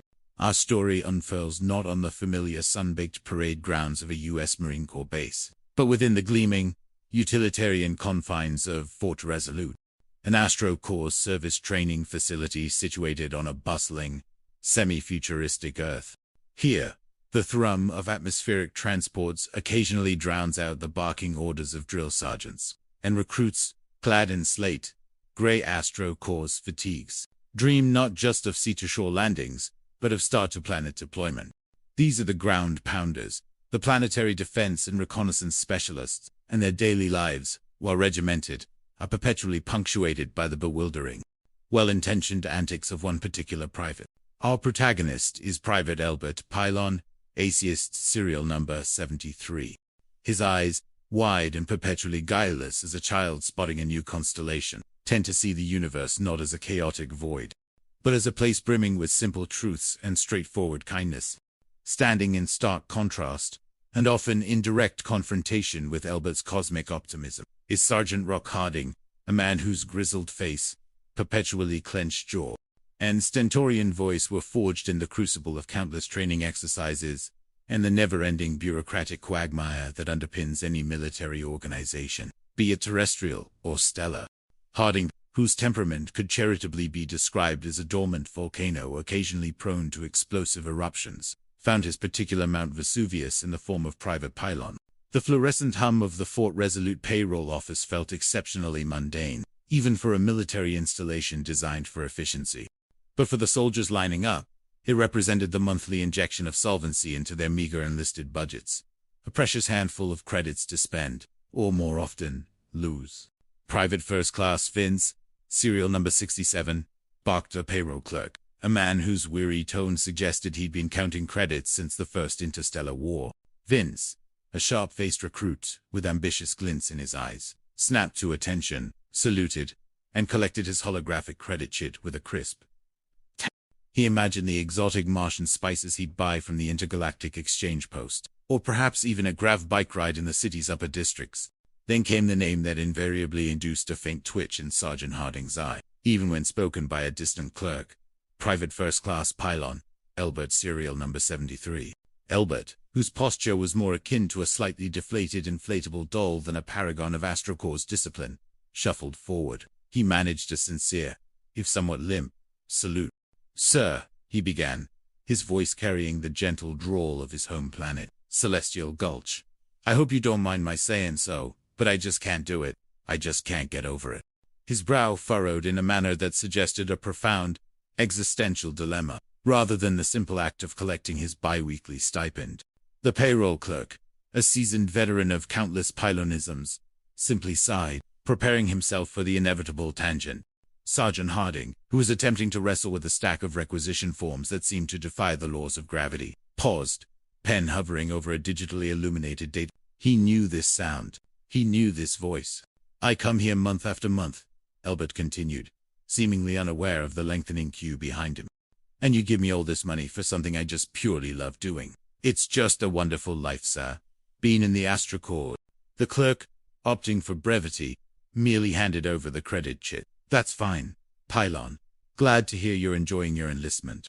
He offered a strained, almost imperceptible nod towards Sergeant Harding, as if silently communicating, "Your problem, not mine." Elbert's face brightened, if that were even possible.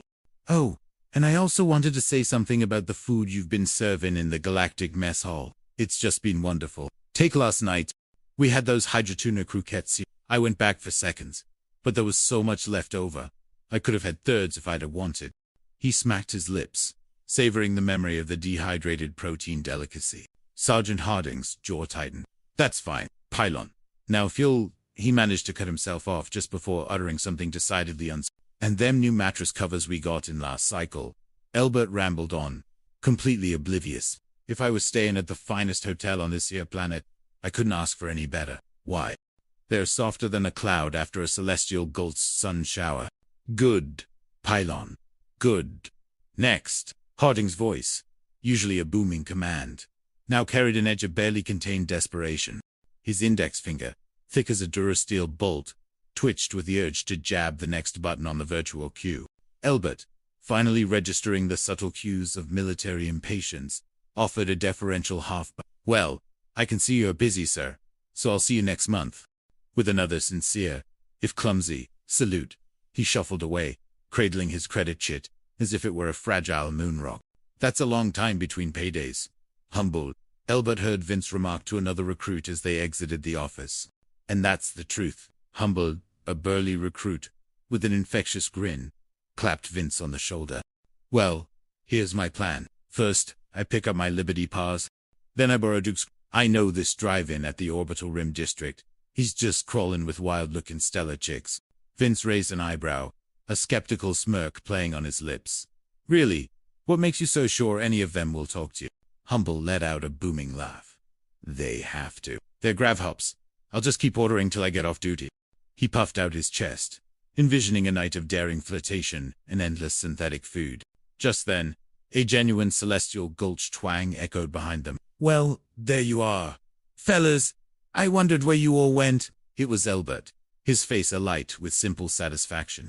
Vince sighed inwardly. "Listen, Gome," he said, using the nickname that had inexplicably stuck despite Harding's repeated attempts to enforce official nomenclature. "I'm going into town to meet some girls. You want to come along?" he offered, mostly out of habit, half expecting the usual rejection. Elbert shook his head, a slight frown creasing his brow. "Thanks a lot, but my plans are already made. First of all, I'm going to write a letter home, and then I'm going over to the Intergalactic Exchange Post. They're having a sale on some shower clogs, and I thought I'd pick me up a couple of pair.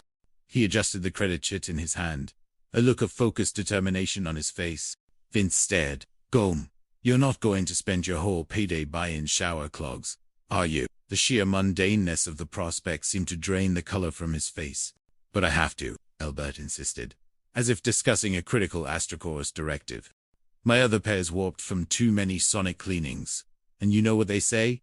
Good hygiene starts from the feet on up. He gestured towards his sensible, slightly too large military boots. Hummel chuckled, shaking his head. That's the way you want it. We'll see you later, Albert. See you. Fellas, have a good time. Albert waved, genuinely pleased that his friends were pursuing their own paths, even if those paths didn't involve discounted foot protection. He hummed a tuneless Celestial Gulch ditty as he ambled towards the ice, his mind already calculating how many credits he could save on twin packs of Ecofoam shower clogs. The Intergalactic Exchange Post, or, was Fort Resolute's microcosm of civilian commerce, a dizzying array of terrestrial and off-world goods, from nutrient paste dispensers to personal gravlift boards. It was usually a bustling nexus of eager recruits blowing their freshly earned credits on everything from cheap synthetic beverages to hollow magazines featuring star-hopping peanuts. Today, however, as Albert Pylon approached, his singular mission of hygienic footwear firmly in mind, an unusual character lurked by a less trafficked side entrance, positioned strategically between a display of self-heating thermal blankets and a rack of cheap, mass-produced souvenir. This individual, whose suit shimmered with a slightly too luxurious sheen, and whose smile seemed permanently affixed, was a man who went by the name of Sterling Silvertongue Steele. Though on different days, in different jurisdictions, he might be Professor Gambit or Baron von Sw. Today, however, he was simply your pal. His eyes, sharp as a laser scalpel, constantly scanned the crowd, seeking out that particular blend of earnestness and vulnerability that made for an ideal mark. He spotted Albert Pylon from a distance, the slight frown of concentration as he navigated the throng. The honest-to-goodness credit chit clutched openly in his hand. A slow, predatory smile spread across Steele's face. Hey there, young man. Sterling Steele's voice was a smooth, oiled purr, designed to lull unsuspecting minds into a false sense of trust. He winked, flashing a diamond-encrusted Astrocourse ring. You, over here. Albert, ever polite, looked around to see if perhaps another person was being hailed. Seeing no one else, he pointed to himself. Oh, you want to see me, mister? Yeah, I got something to show you. Steele beckoned with a manicured hand, extending his wrist. Come here, son. Albert, curious as a kitten and wholly devoid of suspicion, shuffled closer. He peered at the object on Steele's wrist. Oh, that's a mighty nice chronometer there, Mr. He used the formal Celestial Gulch term for a watch. Steele beamed, a practiced glint in his eye. It's not just a chronometer, son. This here's an 8. He paused for dramatic effect, letting the golden glint catch the artificial lighting. Albert's eyes widened to the size of nebulae. And then you're selling it. Oh, I could never afford an expensive chronometer like that. His tone was wistful, a touch of genuine admiration in his voice. Back in Celestial Gulch, a good chronometer was a prized heirloom, usually handed down through generations, not bought on a whim. Why not, friend? Steele's voice dropped to a conspiratorial whisper, his gaze piercing. You've just been paid, haven't you? That's what I reckon.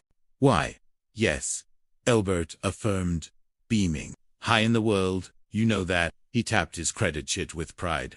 Well, been an ex-serviceman myself, like I am, Steele said, tapping his Astrocourse ring knowingly. You just kind of feel it in the air when payday hits a base. A sixth sense, you might say, for the morale of the troops. He chuckled, a practiced, hearty sound that did not quite reach his avaricious eyes.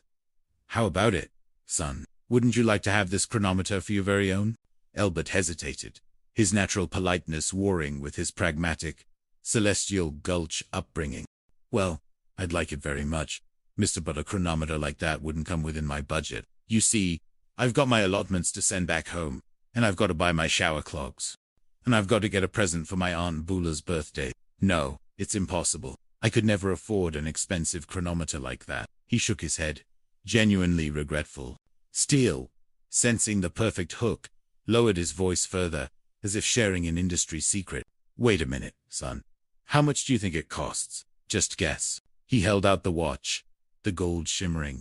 Albert, peering closely, considered the intricate face, the polished links. $295. He finally declared, with the absolute certainty of someone who had done complex mental calculus. Steele, barely suppressing a triumphant smirk, widened his eyes in feigned amazement. Only $12.95. Golly, that's right, son. $12.95, and that includes sales tax and a lifetime warranty, including parts and labor. He offered a sweeping, magnanimous gesture, as if bestowing a royal decree. Albert Pylon's innocent, open face registered a conflict of emotions. His celestial gulch honesty warred with his genuine desire. Thank you very much, mister. But I just couldn't. You can't. Steele leaned in, a flicker of mock offense in his eyes. Well, $12.95 for a chronometer like that. Why, you'd be cheating yourself. Son! Ha! He feigned a scandalized look. Everybody knows that a gold chronometer costs 10 times that much. Albert's eyes widened further. The idea of cheating the vendor was horrifying. No, I just couldn't do that to you, Mr. My mama always said, treat others as you'd like to be treated, and that includes good folks selling watches. Steele cleared his throat, taking a step closer. What's your name, son? PFC Pylon. Gomer Albert Pylon. My name's Albert, sir, he corrected himself, a slight blush rising on his cheeks. My name's Sterling. Steele purred, extending a hand that felt oddly soft and cool. Sterling Steele, the serviceman's pal. Now, let me tell you something. Pylon, he squeezed Albert's hand with unexpected warmth. In all my years in business, Catherine, 2 men and women in the Astro Corps, I've never felt such a rapport with a customer. Imagine worrying about my profits. Take the chronometer, son, please. He pressed the watch gently into Albert's unresisting hand. Oh, I just couldn't. Mr. Sterling Steele, Albert stammered, his face flushed with polite refusal. As much as I'd like to have it, I just wouldn't enjoy it knowing how I'd taken advantage of you. Steele sighed dramatically, running a hand over his slicked back hair. Well, look, son, would you feel any better if I told you I was making a little something, a tiny, microscopic profit? He paused, letting Albert absorb this magnanimous concession. Can you? Albert asked, genuine concern in his voice. Practically giving it to me like you are. Well, Steele leaned in again, lowering his voice conspiratorially. Once in a while, one of my suppliers gets a hold of a piece of merchandise, and he has to unload it in a hurry. You know what I mean? He winked, a gesture designed to create an instant bond of shared knowledge. Oh, sure, Albert exclaimed, nodding sagely. You mean he's overstocked, U.S.M.C. He gestured expansively, his own memories of Celestial Gulch commerce surfacing. Back home at the height, sometimes we'd get overstocked on inner tubes for the land skimmers, and then we'd have to run a sale. Why, just last season, old man Abernathy got so many... Steele quickly cut him off. Yeah, whatever you want to call it. Son, this is the opportunity of a lifetime, and I'd just break my heart to see you pass it up. He placed a hand over his chest, feigning sincere anguish. Well, if you really feel that way about it, Albert began, genuinely touched by Sterling Steele's concern for his hypothetical broken heart. How else can I feel? Steele insisted, his voice cracking with emotion. Take it, please. Good, Albert beamed, his scruples appeased by the explanation of overstock and the promise of a negligible profit for his new pal. He carefully counted out his newly acquired credits. 5, 10, 11, 12, 13. You can just keep the change for your trouble. Mr. Steele, he pressed the money into Steele's hand. Steele, surprised by the extra generosity but maintaining his composure, gave a theatrical bow. Well, thanks, son. This has made my day. He slipped the extra credit swiftly into his palm. Albert, already admiring the shimmering gold on his wrist, paused. Mr. Sterling Steele, about that lifetime guarantee. Steele blinked, momentarily flummoxed. A lifetime guarantee? Yeah, what about it? Well, Albert scratched his head. For what you charged me for the chronometer. 10 or 15 years would be more than fair. You're giving me too much. No need for a lifetime. He genuinely believed Steele was being too generous with the warranty. Steele let out a forced chuckle. Ah, don't you worry your head about that, son. Just enjoy your fine new chronometer. He quickly began to scout the perimeter, sensing another potential overstocked item could soon be moved. A happy afternoon to you, Albert. He quickly changed his demeanor, melting back into the shadows of the eye, leaving Albert Pyle, new chronometer glinting, humming. Sergeant Harding, however, was having anything but a happy afternoon. Trapped in the cramped confines of the squad room office, buried under a towering avalanche of planetary reconnaissance logs and training schedules, he growled at his data. The faint, persistent scent of burnt ozone from a malfunctioning air filter only added to his simmering frustration. He was a ground pounder, a leader of men, not a glorified pig. A shadow fell over his desk. He glanced up, already anticipating. "What is it, Pylon?" he rasped, his voice raw from internal monologue of growing exasperation. "I'm trying to catch up with this paperwork. What do you want?" Albert, ever present, beamed. "Oh, I thought I'd just stop by and kill sometime, Sergeant." His gaze, utterly sincere, took in the chaotic piles of data. "Well, kill it somewhere else." Harding slammed a fist, lightly, on the data slate, making the screens flicker. "I gotta clear all this up before I can get out of here." "So beat it." He pointed vaguely towards the door. "Well, maybe I could pitch in and help," Albert offered, already half pulling a chair over, his inherent helpfulness overriding any sense of "I got plenty of time now that my errands are done. I got my shower clogs." Harding's eye twitched. "You got your pass. Pylon. Go into city. To a Sonic Flick theater someplace. Just get out of here." His voice was a low growl, like a gravcar engine struggling to start. "Right, Sergeant." Albert nodded, then paused, a sly, innocent smile creeping across his face, the kind that usually preceded an explosion of pylon-induced chaos. "But before I go, would you happen to have the right time?"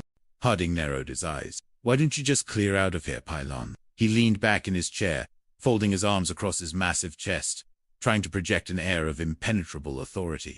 "I'm sorry, Sergeant," Albert said, his voice laced with mock apology. But then his wrist came into view, shimmering with a distinct golden hue. "I just wanted to show off my new gold chronometer." Harding blinked. "Chronometer. Gold." His eyes involuntarily flicked to Albert's wrist. "Huh, my new gold chronometer," Albert repeated, almost vibrating with pride. "That's right. You hadn't seen it." He extended his arm for inspection, like a child showing off a new toy. "Let me see that," Harding demanded, grabbing Albert's wrist with a grip that could dent Durasteel. He turned the watch over, examining it suspiciously. It certainly looked gold. "You don't have to worry about dropping it either," Sergeant Albert explained earnestly, "because it's guaranteed shockproof, and it's also waterproof and dustproof." "Why? You could wear it through an asteroid storm, and it'd still tell you the correct local time." "Gold, huh?"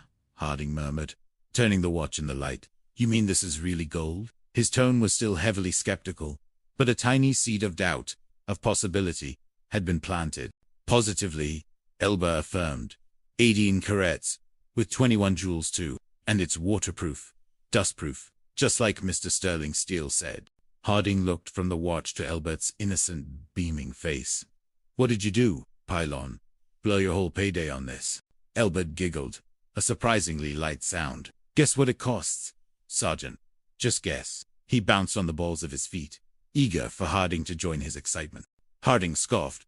"Well, a gold chronometer like this should cost at least 100 credits. Pylon. A real one. That is, you're just a little bit off, Sergeant," Albert announced. Harding raised an eyebrow. "You pay more." "No." "Then what did you pay for it?" Harding asked, his curiosity beginning to outweigh his irritation. "Do you think I got a good deal, Sergeant? For a chronometer that's shockproof." A moment of stunned silence hung in the air, thick with the scent of ozone and impending doom. Harding stared at Albert, then at the watch, then back at Albert, his mind racing through the logical impossibilities.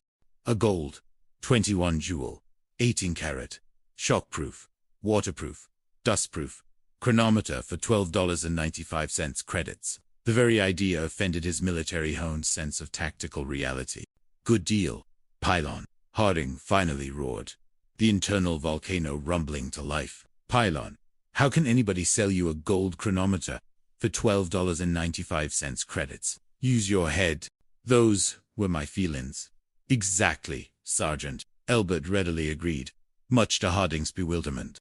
"So I asked Freddie, That sterling friendly Freddie Steele. He's the fella that sold it to me. And he explained it to me that his supplier was overstocked. And he had to unload him. Overstocked, Harding repeated, his voice dangerously low. Pylon, when it comes to brains, you're understocked. In fact, you've got the lowest inventory on the entire base. His face was turning a shade of purple usually reserved for dying.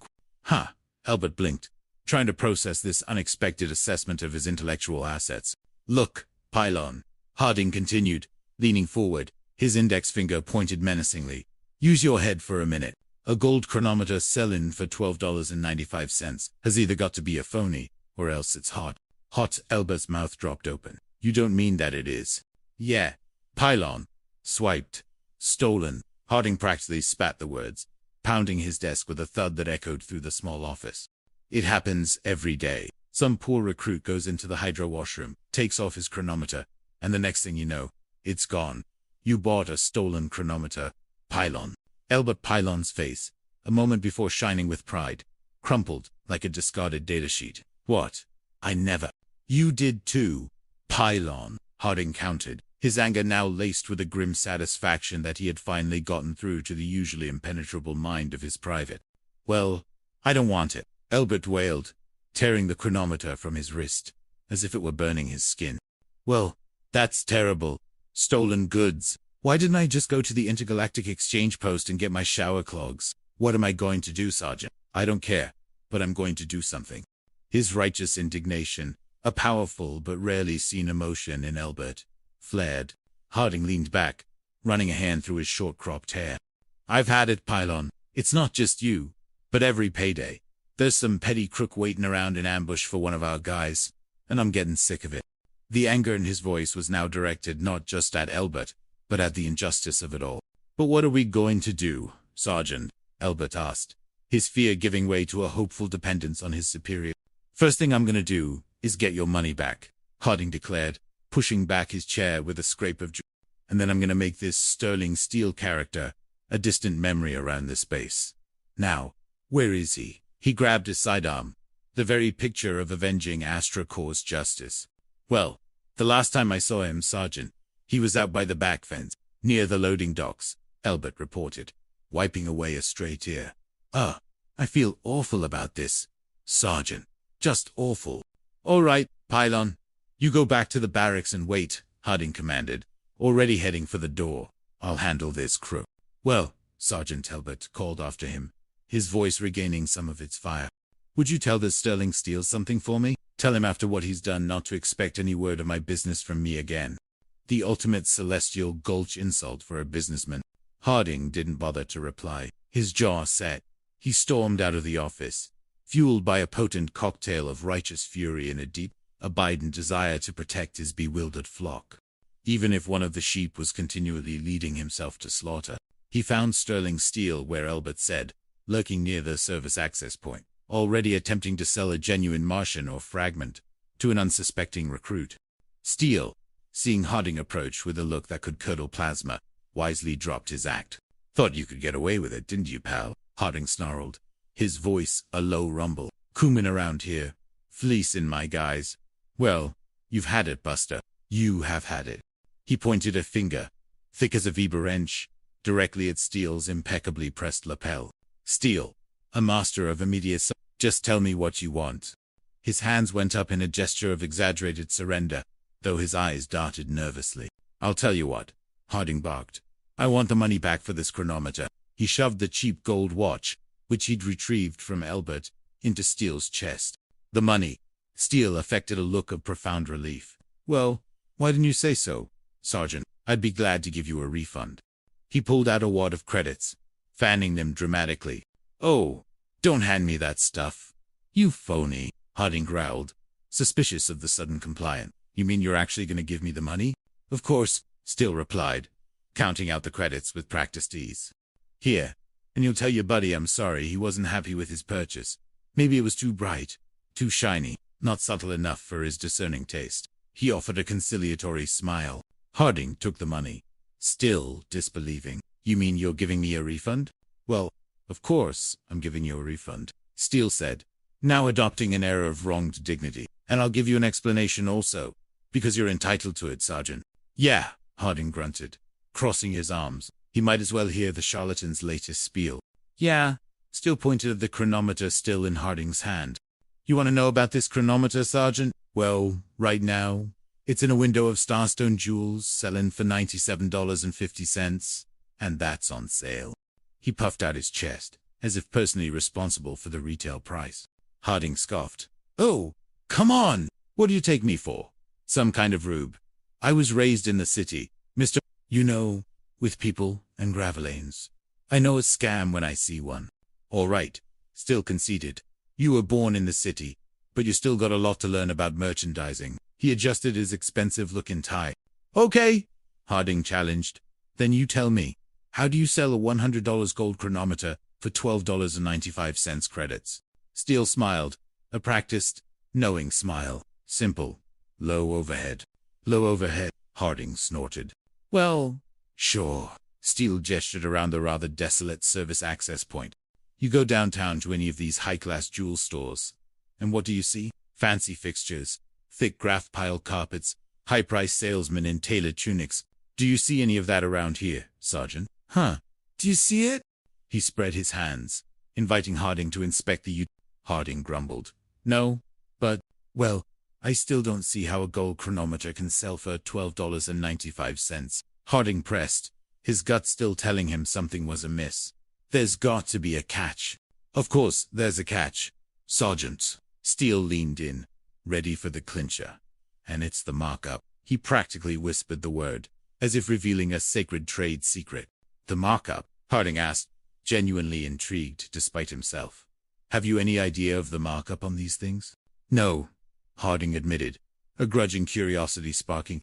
Well, not many of us know there's a 60 to 70% profit attached to these luxury items. When you buy them by the car.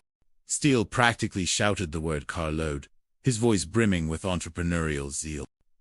Harding's eyes widened fractionally. Of course, Steele beamed, seizing the opportunity to impress. I'm a Havalian dealer. Sergeant, I make a tiny profit on each item, but I go for the big turnover. Even talking this time to talk to you has cost me money, but it's worth it. I mean, how many times do I get to talk shop with a guy who understands the business? He looked at Harding with newfound respect, as if they were fellow titans of industry. Harding found himself nodding, almost in, well, I was always pretty good in arithmetic. He paused, a strange feeling blooming in his chest. Could this be true? Could I have been wrong about him? Goon! Steele clapped him on the shoulder, now treating him like a junior business partner. Well, let me really explain it to you. Now, when the manufacturer gets an item, see, any product, you know, particularly your chronometer, as Sterling Steele droned on, weaving a convincing tale of global supply chains, bulk discounts, and minimal profit margins, Harding found himself slowly, irrevocably, buy into the narrative. The smooth patter, the confident statistics, the feigned shared camaraderie. It all chipped away at his cynicism. Harding, whose primary focus was military discipline and combat readiness, found himself surprisingly susceptible to the dazzling logic of a high-volume con man. When Steele was done, Harding shook his head in a mixture of awe and self. How in the world could I offer such a scheme, Duke? Albert Pylon was lamenting, his voice echoing in the sparse, impersonal barracks room. He was sitting on the edge of his bunk, staring at the wall with an expression of profound self. Duke, a fellow ground pounder with a more pragmatic worldview, attempted to offer some consolation, while polishing his laser rifle. Imagine me being so foolish. It's not as if I was 2 years old. I'm a grown man, an Astrocorps ground pounder, a high school graduate. Albert slapped his knee, the shame burning hot on his face. He'd even seen an advanced class in Celestia Gulch about recognizing hoax and humbug. Don't ever stop aggravating yourself, Albert, Duke advised, his voice calm. It was just one of those things. You got taken. Chalk it up to experience. Well, one thing's for sure, Albert said, shaking his head. Sergeant Harding's not gonna let him get away with it. No, sir, I'll bet you he puts that fella out of business and gets my money back. A spark of hope flickered in his eyes. Duke sighed, setting down his rifle. I wouldn't count on it. Albert, right now, that Sterling Steele character and your 13 credits are probably halfway across the planet's meridian. He'd seen too many of these scams to hold out much hope. Well, Albert mused, his shoulders slumping. I sure hope he enjoys that money and has himself a good time, because he's got his conscience to live with. He still held out a fundamental belief in karmic justice. Just then, the barracks door swung open with a bang, and Sergeant Harding strode in, his usual thundercloud expression surprisingly absent. He looked different. There was a lightness to his step, a glint in his eye that Duke had rarely, if ever, seen. Sergeant Harding, did you find him? Did you find that sterling friendly Freddie Steele? Did you catch up with him? Did you? Elbert scrambled off his bunk, a whirlwind of anxious anticipation. Harding, a faint, self-satisfied smirk playing on his lips, announced, "Yeah, Pylon. I found him." Elbert clapped his hands together. "I knew it. See there, Duke? When Sergeant Harding starts to do something, he does it." He turned to Duke, eyes wide with vindication. "Did you get my money back for me, Sergeant?" "I did better than that, Pylon," Harding declared. Then with a flourish, he tossed a familiar golden object onto Elbert's bunk. "I got your chronometer back." Elbert stared at the watch, then at Harding. "My chronometer? Yeah. Sergeant, what about it being stolen? You know, hot, like you said." "Oh, there's nothing to worry about there, Pylon." Harding dismissed the concern with a wave of his hand, adopting a knowledgeable, almost paternal air. "We had a little talk." "You did?" Elbert's eyes were huge. "Yeah," Harding affirmed, "and I made a little investment with sterling steel myself. Just feast your eyes on that." With another, even grander flourish, Harding pulled out a package wrapped in iridescent thermal paper. He peeled back the wrapping to reveal a shimmering, almost impossibly luxurious fur neck wrap. "Hey, the fur piece," Elbert gasped, recognizing the item from an advertisement in a recent holomac. "How in the world could you afford a thing like that, Sergeant?" Elbert asked, genuine awe in his voice. This wasn't just gold, this was glamorous. "Man, it sure looks great, Sergeant," Elbert marveled, reaching out a tentative hand to stroke the soft fur. "Yeah, I just can't wait till Bonnie sees this. It'll make up for her birthday present. She wasn't crazy about them bath salts I got her." Harding winced, remembering Bonnie's rather unenthusiastic reaction to the essence of hydrogen bath salts he'd thoughtfully provided. "It sure will," Elbert agreed enthusiastically. "Must have cost you a fortune, Sergeant." "Guess. Pylon. What do you think it costs?" Harding's chest swelled with pride, eager to reveal his shrewd business acumen. "Well, my sister's got one like that back home on Celestial Gulch," Elbert mused. "It cost her about 200 credits. Harding held up 4 fingers. $49.95. Pylon. And that includes a free cleaning." Elbert's jaw dropped. $49.95 for that. Well, how in the world could they sell you a snazzy-looking fur like that for so little? The sheer economics of it boggled his innocent mind. Harding, now fully embracing his role as a master of commerce, gave Elbert a knowing look.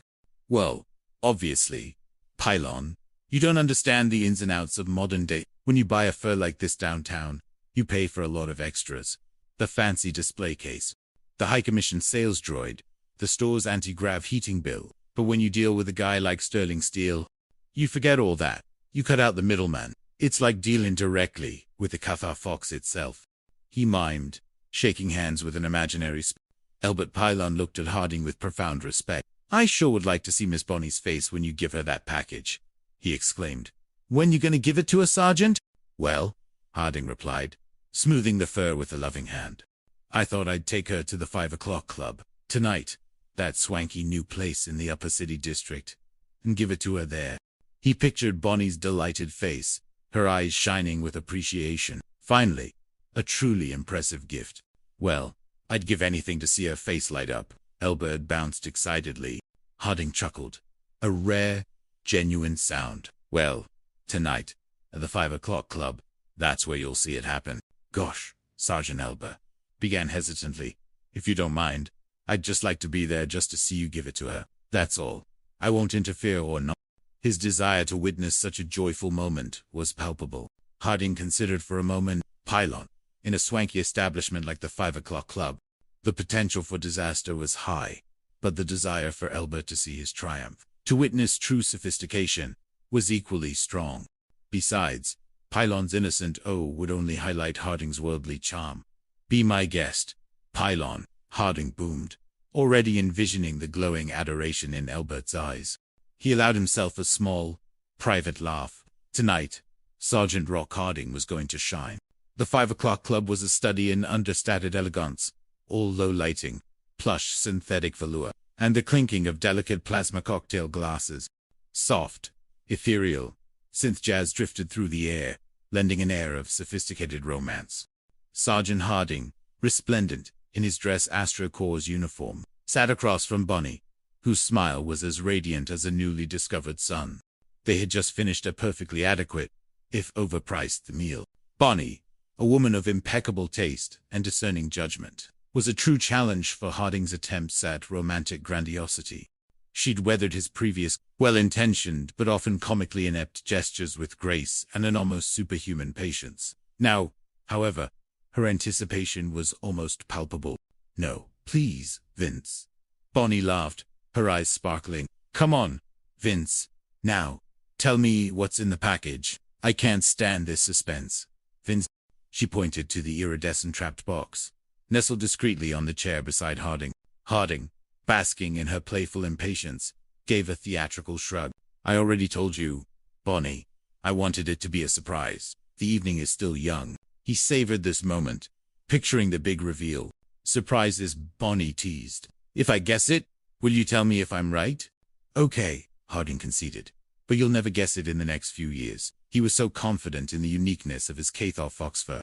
"A shower-clogged tree," Bonnie ventured, a mischievous twinkle in her eye, referencing one of Harding's earlier, less successful attempts at a practical gift. "No!" "Ironing gourd cover," she tried again, conjuring another past disaster. "No," Harding chuckled. "Not another box of bath salts." Bonnie's voice was filled with mock horror. Harding shook his head, a triumphant grin spreading across his face. "I told you you wouldn't get it. So just be patient, honey. The proto-pizza will be here in a minute. We'll drink a toast, and then we'll open it. Is that okay?" "Okay," Bonnie agreed, though a playful pout lingered on her lips. "But I should have known better. With you, everything has to be done by the numbers." Just then, a booming, utterly out-of-place celestial gulch greeting cut through the ambient synth jazz like a sonic drill. "Hey, Sergeant Harding, Miss Bonnie." It was elbowed Pylon, standing at their table, a giant, excited grin on his face. He seemed blissfully unaware of the intimate atmosphere he had just shattered. Harding's heart sank, but he quickly plastered on a strained smile. "Oh, hi, Elbert," he gestured towards a waiter. "Garçon, a chair for Private Pylon, if you please." Bonnie, ever gracious, smiled at Elbert. "Oh, hi, Elbert. One wanted to get here sooner, but I missed the Elbert's eyes were fixed on the package. "Did you give it a fur yet?" Harding's strained smile faltered. "Oh, no, Elbert. You see, cook the fur. Why are you stupid, Nick? We just formed a surprise." His carefully constructed moment of anticipation was crumbling around him. "She's lying to me," Elbert declared, utterly innocent of social etiquette. "You hadn't told her yet." He then, without a moment's hesitation, reached for the iridescent package and tore it open with the innocent abandon of a child ripping open a birthday present. The shimmering Cathar fox fur was revealed. "Oh," Bonnie gasped, her eyes widening. "Oh, it's gorgeous. It is real. A real fur." Her voice was filled with genuine delight. "Oh, Big Vince," Elbert exclaimed, holding up the fur. "I'd say it's a silver-frosted, ranch-grown Cathar fox. Right, Sergeant?" Harding could only muster a strangled, Yeah, but you had to blab everything. You big He groaned inwardly, but the delight on Bonnie's face was mitigating his irritation. "This is the nicest surprise I've ever had, Vince," Bonnie declared, pulling the fur around her shoulders. It settled, sleek and luminous, against her elegant dress. "Sergeant, I knew she'd just love it, Miss Bonnie." Elbert beamed, entirely pleased with himself. Boy, did he get a terrific deal on that. He was about to launch into a detailed explanation of low overhead, but Harding caught his eye with a warning glare. Bonnie, feeling fabulous in her new wrap, stood up. "Well, let's dance. Vince, I want everybody to see the new fur." She pulled Harding to his feet. Harding, recovering some of his good humor, grinned. "Enjoy yourselves, Elbert. I'll mind." He gave Elbert a rare, almost grateful look. Despite the blabbermouth, the gift had been a success. As Harding and Bonnie glided gracefully onto the dance floor, Elbert settled back in his chair, taking a contented sip of his brew. The synth jazz swelled, and couples swayed in the soft light. Bonnie, twirling in Harding's arms, was the picture of Ellie, the Cathar fox fur shimmering around her shoulders, catching the light like starlight. Then, slowly at first, something peculiar began to happen. A stray hair, iridescent and impossibly soft, detached itself from the fur and drifted to the polished dance floor. Then another, and another. Soon, a fine, almost imperceptible sheen of silver-frosted fuzz began to float around Bonnie. She chuckled, thinking it was perhaps dust from the club's antiquated air circulation system. But then, as she spun, a small tuft of fur, distinct and unmistakably from her new wrap, flew off and landed on Harding's polished Astrocorps uniform. Harding blinked. He reached down and picked it off, a faint frown creasing his brow. Just an anomaly, perhaps, but then, as they executed a turn, a cascade of silvery fur began to erupt from the wrap, scattering across the dance floor like pixie dust. The music, momentarily, seemed to emphasize the increasingly bizarre event. The elegant Cathar fox fur, moments before a symbol of luxury, was disintegrating. Bonnie's eyes widened in horror. She reached up, trying to pat down the rapidly diminishing fur, but with every movement, more fine, ethereal fuzz launched into the air. What had been a chic accessory was swiftly transforming into a patchy, molting, pitiful-looking thing. A couple dancing nearby stopped, staring, then began to snicker. Others pointed. "Fox! My fox!" Bonnie cried out, no longer elegant, but mortified. Harding, bewildered and utterly mortified himself, pulled Bonnie off the dance floor. "Bonnie, I don't know what happened. I could." He gestured wildly at the shedding disaster. "It's a fake," Bonnie shrieked, no longer caring about appearances. "Oh, Sergeant Harding, your..." Words failed her, replaced by a gasp of pure, unadulterated humiliation. Albert Pyle, watching from the table, had just witnessed the entire dramatic collapse of Harding's gift. He winced. Later that evening, back in the barracks, the story had already spread like wildfire. Vince and Duke, their faces struggling to maintain composure, exchanged glances as Elba recounted the tragedy. Still a "I wish I'd have been there to see it," Duke said, stifling a grin behind his hand. The fur was really flying. "Wasn't funny," Duke Elbert insisted, his brow furrowed with genuine concern. A Cathar fox fur moltine in the middle of the dance floors, not funny. It was awful. Just awful. He shuddered, remembering Bonnie's distraught expression. "Come on, Elbert," Duke chided. "Where's your sense of humor?" "It's a mess," Duke Elbert countered. "Miss Bonnie will probably never speak to him again. That's just gonna break his heart." Vince, ever the pragmatist, offered his cynical assessment. "If I know Harding, what's breaking his heart right now is that $49.95. Credits he blew on that fur." Elbert, however, had found a new, noble mission. "If I could find that sterling steel, I'd get Sergeant Harding's money back for him," he declared with determination. "Kiss it goodbye," Albert Duke advised, shaking his head. "The best thing for you to do right now is forget about it. It's just like my grandma used to say. When you try to get something for no, that's just what you end up with. Something that's worth not." A heavy silence descended upon the barracks, punctuated only by the faint thrum of the base's automated cleaning drones. The wisdom of Albert's grandma resonated deeply, a somber echo in the wake of Harding's very public humiliation. Suddenly, the barracks door creaked open, and another Astrocorps recruit, Private Humble, entered, a look of wide-eyed wonder on his face, his wrist prominently adorned with a flashy, gold-colored, "Hello, men, what's going on?" Humble chirped, completely oblivious to the room's recent solemn mood. He seemed practically incandescent with newfound prosperity. Vince, still processing the fur incident, grunted. "Well, what do you think?" "What do we think about what?" Humble asked, genuinely confused, as he spun the chronometer around his wrist, admiring the way it caught the light. "Well, this new chronometer of mine," Shazam Albert Pyle exclaimed, leaping off his bunk, his gloom momentarily forgotten. "Where'd you get it, Humble?" "Well, I happened to be passing the Hollapool Hall in the city, and a fellow out front there sold it to me," Humble recounted, glowing with pride. He pushed the chronometer closer to Albert's face. "Do you have any idea what I paid?" Albert's face was a mixture of disbelief and a dawning, terrible realization. He whispered. Humble's jaw dropped. "Amazing. How did you know?" Duke snorted. "I got one just like it," Sterling Steele strikes again. He pointed to the watch still lying on Elbert's bunk, an identical twin to Humble. Is that his name? Sterling Steele? Humble asked, his brow furrowing as a sliver of doubt finally penetrated his post-purchase euphoria. No, this fellow's name is Lucky Louie, Humble clarified, remembering the con man's glib introduction. Duke scoffed. Louie, that's probably just his downtown name. Did you know where you found him? Humble. Well, Humbo scratched his head. I imagine he's still at the Hollapool Hall. Elbert, already halfway out the door, shouted, maybe if I hurry, I can still catch him and get Sergeant Harding's money back. The mission had been Vince sighed, rubbing his temples. Wait a minute, what's going on here? Congratulations, PFC Humble, Duke said, pulling Humble back into the room. You've just been initiated to membership in the Patsy Club. Humble looked around, completely lost, as Albert Pylon, imbued with renewed purpose, bolted from the barracks. Albert Pylon arrived at the 8-Ball Nebula, a smoky, somewhat disreputable Hollapool Hall on the grungier outskirts of the city.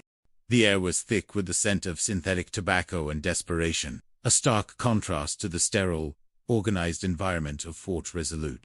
Tucked away in a dimly lit corner, just as Humble had described, was Sterling Steele, now operating under the moniker Lucky Louie.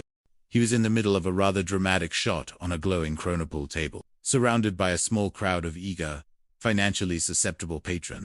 So there you are, Elbert boomed, his innocent voice cutting through the murmurs of the hall like a laser beam. I'm sorry to ruin your shot, Mr. Lucky Louie, but there's something I've got to talk to you about. Steele, momentarily startled, nearly flubbed his shot. He turned, his carefully constructed persona slipping for a brief second before snapping back into place. His eyes, however, betrayed a flicker of recognition and a resigned exasperation. Well, why all the hubbub, son? Steele asked. Recovering his smooth composure, he clapped an arm around a muscular patron standing nearby. This is my old Astro Corps buddy. Steele completely flubbed Elbert's name, but Elbert was too focused to notice. Of course, Elbert. Nice to see you again, son. How about a little game of rotation? I'm just learning the game myself. He gestured towards the chronopool table. I couldn't think about playing a game right now, Elbert declared, his face set in a serious expression. You just don't know all the trouble you caused, Mr. Sterling Steele, or Lewis, or whatever you want to call yourself. Steele blinked, feigning utter ignorance. Trouble, son? What kind of trouble?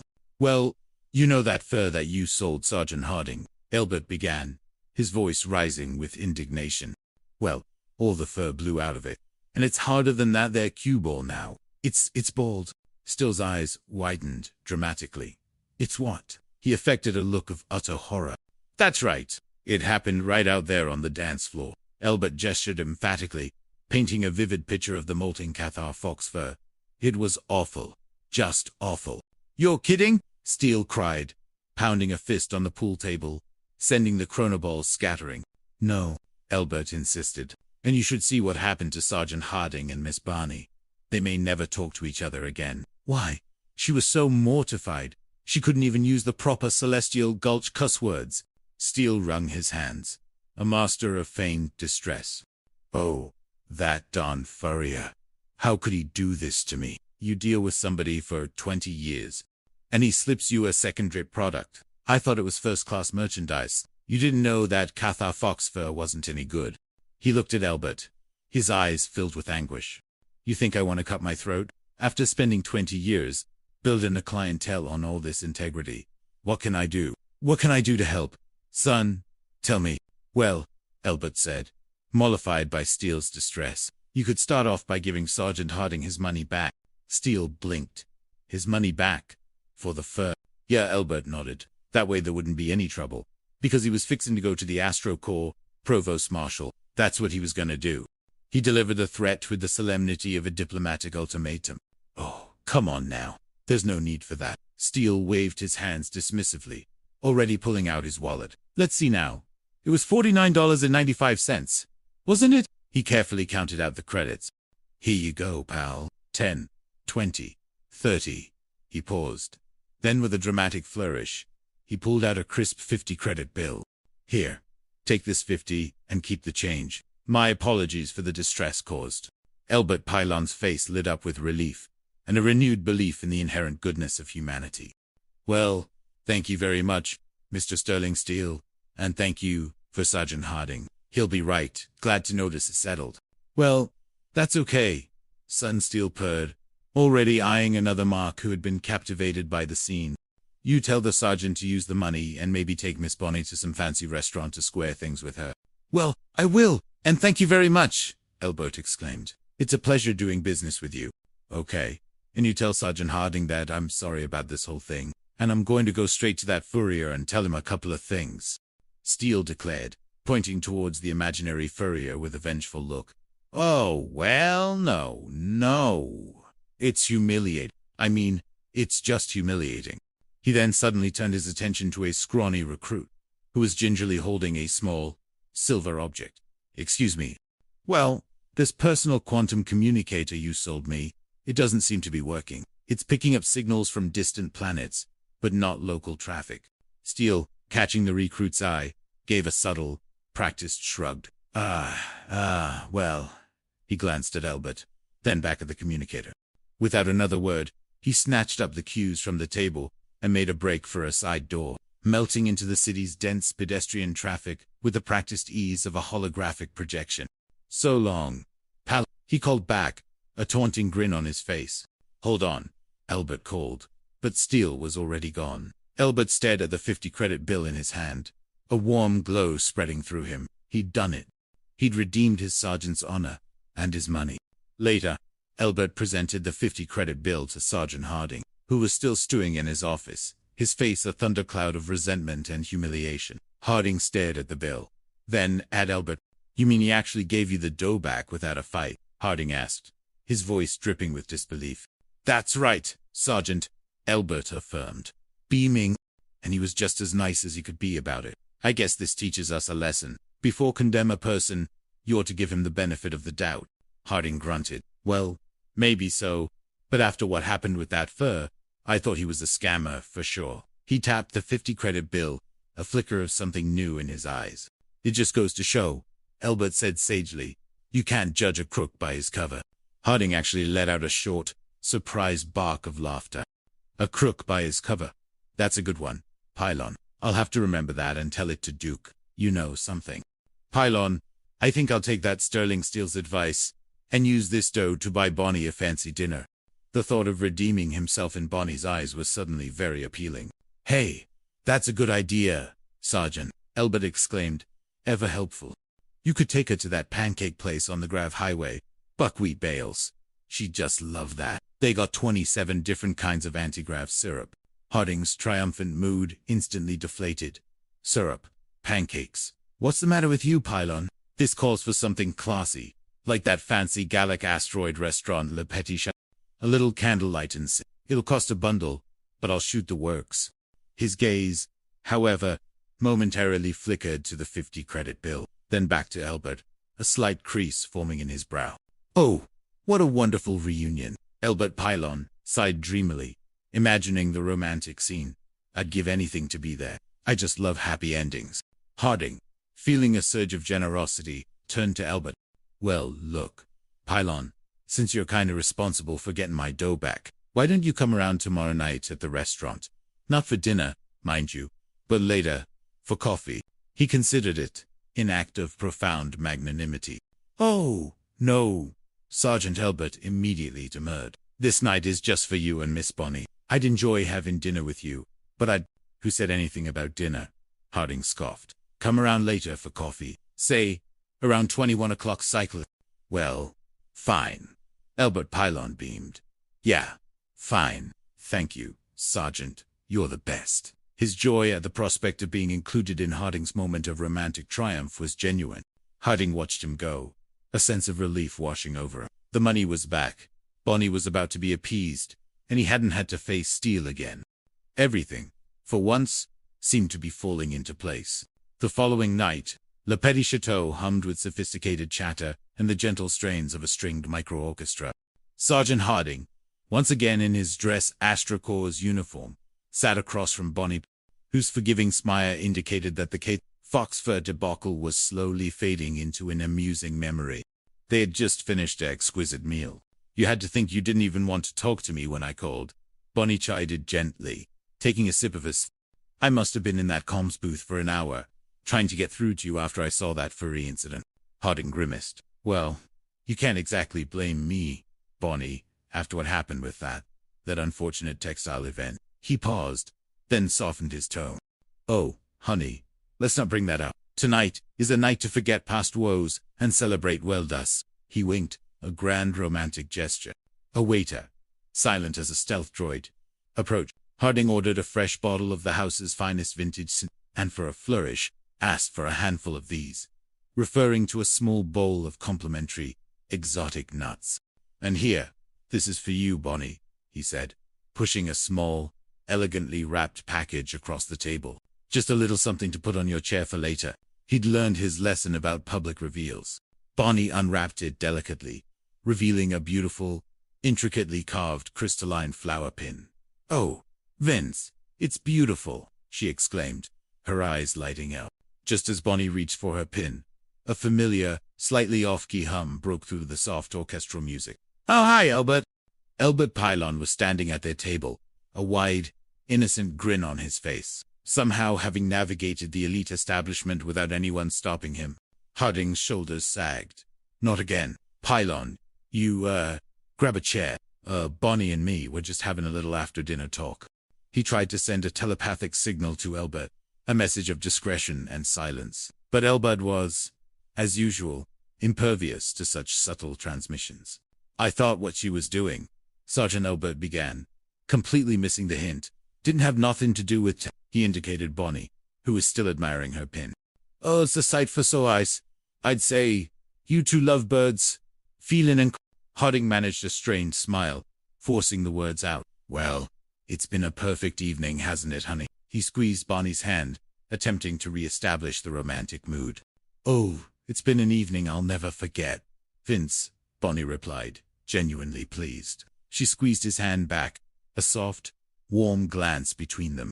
Yeah, Harding agreed, though his eyes darted to the persistent Albert. Look, it's getting a little late, and Bonnie has to get home. Garson, for the year. Check. He fumbled for his wallet. He pulled out the 50-credit bill Sterling Steel had so graciously provided. Hey, young man, the 50-credit bill. Hey, it's the smartest thing I have. He handed it to the waiter, feeling a smug sense of fiscal responsibility. The waiter, an impeccably polite humanoid droid, took the bill, examined it for a fraction of a second, and then returned it to Harding. Of course, but this appears to be a novelty print. We can't accept it. Harding frowned. A novelty print? What are you talking about? He picked up the bill, scrutinizing it. It looked exactly like a 50-credit bill. Albert, peering over Harding's shoulder, brightened. Oh, he's just being polite. Sergeant, it's one of them special prints they make for card games in the barracks. We play with them sometimes, but they ain't real money. A wave of icy dread washed over Harding. He looked at Albert, then back at the bill. The memory of Sterling Steele's unctuous smile, his easy generosity, suddenly took on a sinister new meaning. The refund for the fur. It was all counterfeit. Harding's face paled, then flushed a dangerous red. Well, Bonnie Harding, said his voice strangely flat. Shall we have our last one for the road? He lifted his synth wine glass. Why not? Bonnie smiled, lifting hers. Who should we drink to? How about Albert? Harding gritted out, the sarcasm completely lost on his private. Oh, not me. Sergeant Albert demurred. Why don't we drink to the man that made this evening possible? Sterling Steele, the serviceman's pal. Bonnie, unaware of the deeper context, chuckled. I'll drink to that. To Sterling Steele. And to you, Vince, for showing me the nicest evening a girl ever had. She took a long, heartfelt sip. Harding, holding his glass aloft, his face a mask of silent fury and dawning realization, could only utter a inaudible sound as he watched the precious 50 credits turn to dust in his imagination. The ultimate insult. He had been duped, not once, but twice, and his unwitting private had been the catalyst for both. Come on, Vince. Come on, Vince, Bonnie chattered happily, sensing no change in Harding's mood, assuming his silence was merely deep thought. It's not your spot. She's just not going to hit you. Harding was miles away, mentally recalculating his finances, which had just taken a catastrophic note. The expensive meal, the wine, the crystal pin, all now debts to be settled out of his own genuine credits. He had been so proud, so self-congratulatory, and it had all been for naught. His nemesis, Sterling Steele, was undoubtedly laughing all the way to a different intergalactic bank. The next morning, the barracks felt unusually quiet. Harding, slumped at his desk, was a picture of defeat. His Astro Corps uniform, usually pressed with precision, was rumpled, and the shadows under his eyes suggested a night spent in the dark annals of financial despair. Elbert, perched on his bunk, occasionally offered helpful advice. "Well, don't aggravate yourself," Sergeant Elbert suggested brightly, observing Harding's pained expression. "Maybe she's just tucking a high. That's a good thing for folks to do when they're upset." "That's a long shower, Pylon," Harding groaned, rubbing his temples. "I've been dialing her cum unit since last night." Not a single reply. "Boy, I've never seen Miss Bonnie this steamed before," Elbert remarked, genuinely bewildered by the female psyche. "Things could have been worse, though. If that restaurant manager hadn't let you go, you could have gone to jail for passing off counterfeit money. That's federal fan." "What do you mean? Let me go," Harding growled, slamming his fist on the desk. "I had to sign a sworn statement I'd pay that tab next payday. They put a cum hold on my account until it's settled. My commander already knows. I'm ruined. We sure have been having a run of bad luck, haven't we, Sergeant?" Elbert commiserated, completely missing the direct link to himself. "Yeah," Harding shot back, glaring at Elbert. "A lot you've got to complain about. I got stuck with a bum for a phony bill, and my girl won't even speak to me. At least you got that chronometer." "What Elbert asked, surprised.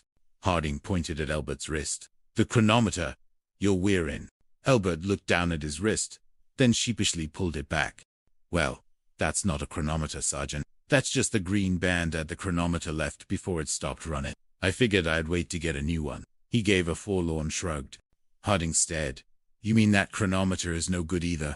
"Of course not," Sergeant Elbert explained, as if to a particularly slow child. "It's like you said. You can't expect to get a gold chronometer for $12.95 credits." Harding stared at Elbert, his face a mixture of utter disbelief and profound resignation. He wanted to scream. He wanted to bash his head against the terrestrial desk. Instead, he forced out a single, desperate plea. "Well, do me a favor. Will you, Pylon? Just shut up." "Thank you," Sergeant Elbert replied with a bright, innocent smile, mistaking the plea for permission. Thank you, Sergeant." Harding buried his face in his hands, wondering if retirement on a silent, uninhabited asteroid was a viable option. A few days later, the atmosphere in the barracks was palpably tense. Another payday, another liberty period. Harding, despite his personal financial woes, was back to his duty-driven, gruff self, addressing his platoon. "All right, you guys, listen up," Harding boomed, striding back and forth with his hands clasped behind his back. "I thought it wouldn't hurt to inform you, clowns, that the fleet's in, and it's Saturday, and that means crowds and horsing around in trouble, which I want you to stay out of. Is that clear?" "Aye, Sergeant," a chorus of voices replied. "Good. You, Vince." Harding pointed at the slick-haired recruit. "You smell like a man with ambitions to take over the city, so maybe you better be extra careful." Vince smirked confidently. "Oh, no, not me, Sarge. I got a date. All right, but no cavorting with a bunch of rowdies. Tonight's for refined company." "Oh, really?" Harding scoffed, his experience with Vince suggesting otherwise. "Tell us about it." "Well, it's just a girl, Sarge," Vince began, affecting an air of non. "Just a girl, but not for you, Sarge. She's special. Matter of fact, Sarge, she is something special," Vince continued, warming to his topic. "In fact, she's beautiful, really beautiful. And you know where she works? She's a dancer." Elbert Pylon, whose ears always perked up at discussions of female beauty, piped up, "In a cage. Tell the sergeant about how she works in a cage." "Vince, is it a small cage? Or one of them big, airy ones?" Vince shot Elbert a withering look. "Elbert, of course, she works in a cage. She also eats and sleeps in a cage, because she's a wild, untamed beast, an exotic alien creature from the Xylos system." He gestured wildly, trying to salvage his boast. Harding rolled his eyes. "You guys kill me, you know that, with your phony stories about your big dates. Why can't you just say you're going into city, have a couple of synthetic beers, Go grab and leave it at that. You gotta give each other them snow jobs about them gorgeous states. He stomped his foot, thoroughly fed up with the pre-liberty bravado. Elbert, always eager to share his truth, raised his hand. Sergeant Harding, would you care to hear what I'm going to do today? Harding sighed. No, Pylon. But before he could utter another word, Elbert launched into his plan. Unstoppable. I'm going up to the Hollywood sector, Elbert declared, his face shining with anticipation. I'm going to take one of them skybus tours and see all the movie stars' homes. Harding stared at him, then actually let out a small, mirthless laugh. That's thrilling, Pylon. Absolutely thrilling. The sheer, innocent, unboastful mundanness of Elbert's plan was, ironically, completely believable. I've been meaning to do that for the longest kind of time, Elbert continued, oblivious to Harding's sarcasm. Vince, ever alert for a genuine vulnerability, pointed at Elbert. You hear that, Sarge? Now, there's a date I can believe. Him, I can believe. You're welcome to come along if you'd care to, Vince Elbert offered sincerely. No, Pylon, Harding interjected, surprising everyone. But you know what? I've got to respect a man who tells the truth. That's a good quality. For once, Elbert's plain honesty cut through the usual barracks BS. Thank you, Sergeant Harding. That's a real nice thing to say. Elbert Pylon beamed. It really is, because I believe that's really what you're going to do. Just what you said. Oh, I am, Sergeant. I am, Elbert affirmed, absolutely delighted that Harding believed him. Why? Is it beginning to sound good to you now, Sergeant? Because if it is, then I'd be proud to have you join. Harding, who had momentarily been lulled by Elbert's innocent charm, snapped back to reality. No, Pylon. I said no. Now, the rest of you guys, I got just 2 words for you, for your Liberty Watch. He delivered the final 2 words with the emphasis of a dire prophecy. As the other recruits began to disperse, Elbert Pylon, still humming a Celestial Gulch tune, spotted Vince, who was still trying to compose himself. Geez, Vince, hey, you want to go on that tour with me? Elbert offered again.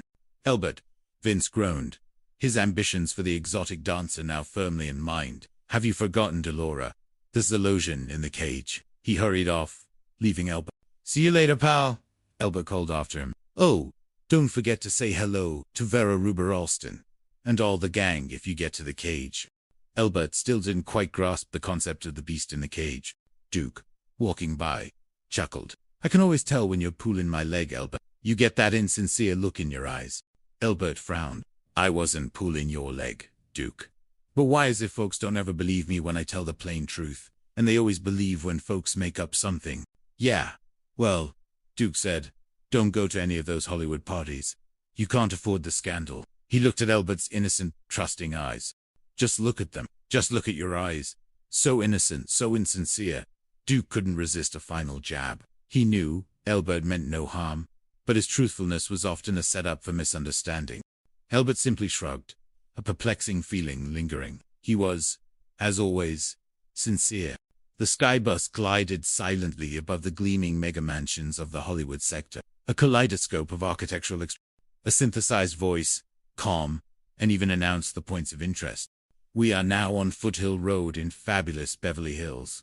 On the left, we see the beautiful home of that famous gravid piano-playing star, Liberace. He has a swimming pool shaped just like a and his bed is shaped like a gravid piano also. Elbert Pylon, pressed against the window, gasped. Really? You see, his whole life is so involved in gravid piano and gravid piano playing. He felt a kinship with anyone so singularly dedicated to their craft. And on this same street, the tour guide droned on. We see the home of the very glamorous and popular young Hollistar, Elbert Pylon, bolted upright. Athena Starr, he gasped, his face suddenly alight with a new level of excitement. Well, I've seen every one of her pictures. Every one. I even collected the She was so good in Asteroid Alley Cat. Without another thought, Elbert squeezed his way through the rows of tourists. Excuse me, ma'am, I've got to speak to the driver. He reached the front of the bus, nearly falling over the automated pilot console. Driver! Driver! Would you do me a favor? Please, sir. The driver, an impassive, slightly disgruntled android. Word, sorry, no refunds. Oh, it's not that, Elbert insisted. I'm having a wonderful time. I was just wondering if you'd stop for a second while I got a picture of Athena Starr's house. It'd mean a lot to me. It really would. His face was a picture of earnest interest. The android pilot, after a momentary internal processing pause, replied, "Yeah, well, okay. You'll be in service, ma'am, but just a second. I've got to schedule the rerouting protocol." "Thank you," Albert Pylon exclaimed, scrambling for his simple, lens-based camera. The skybus slowly descended, hovering gently just outside the perimeter of Athena Star's sprawling estate. Albert, camera in hand, practically tumbled out the grav door, eager to capture a memory of his idol's domicile. The grav bus door hissed shut behind him. The android driver, true to its programming, promptly continued the tour. Elba snapped a quick photo of the gleaming, Art Deco-inspired mansion, then looked up, only to find himself completely alone. The skybus, now a rapidly receding speck against the blue California sky. "Where'd he go anyway?" Albert muttered, confused. "He's got to leave the tour. He could have at least said goodbye. Now I won't get to see Randy Scott's." He shook his head, a mixture of bewilderment and slight annoyance. He'd never been intentionally abandoned by an automated transport before. He turned to survey the vast, perfectly manicured lawns of Athena Star's estate, bordered by towering, exotic flora and a tasteful Durasteel privacy fence. The main gate was a considerable distance away. Just as he considered how he would get back to the Fort Resolute, a side gate, previously concealed by dense shrubbery, opened slightly. "Hi, Private," a friendly female voice called out. "I didn't mean to barge in like this, but the sightseeing skybus I was ridden on went off and left me. I'm awfully sorry. I hope you'll excuse me." Albert turned to see a woman in practical gardening attire, a wide-brimmed straw hat, sensible work gloves, and overalls. She held a pair of futuristic hedge trimmers. She looked different from the glamorous starlets he was used to. "Oh, that's all right, ma'am," Albert replied, ever polite. "Where are you stationed?" "Private," he asked, assuming she was another Astro Corps member. "Camp Henderson," the woman replied with a smile, opting for a generic answer. "This sure is a beautiful place." "It sure is," Albert agreed. Then his natural southern gallantry prompted him to add, "She sure is a lucky girl." "Living here?" "Who is?" the woman asked, amusement playing on her lips. "The lady you worked for, Athena Star. You must be her gardener," Albert declared with cheerful certainty. "What a fine, green thumb you must have." The woman paused, a wry smile gracing her lips. "Well, no, at the moment, I'm more like her assistant for landscaping, you might say." "Really and truly?" Albert's eyes widened. "I don't think I ever met a professional lady landscaper before. That's a mighty fine profession, ma'am." "You know, come to think of it," the woman mused, her smile widening. "Neither have I." She seemed to be enjoying this immensely. "Well, it's been nice talking to you. Excuse me now. I guess I better be. I don't know why that skybus didn't wait on me either." Albert Pylon's politeness, however, was overcome by his innate curiosity. "What made you get off of it in the first place?" "Ma'am," the woman hesitated. "To take pictures of my favorite Holostar's home," she replied, mimicking Albert's earlier reason. "Athena Star's your favorite holo—" "Yes, ma'am," Albert confirmed enthusiastically. "I bet I've seen every one of her pictures. Why, I have the entire collection of holostamps." "I do. Really? Every one?" the woman asked, a mischievous glint in her eye. "I sure have, ma'am, starting with Gravbike Madness, What's New Tomboy, and I Was a Teenage Co—" Albert recounted the titles with reverence.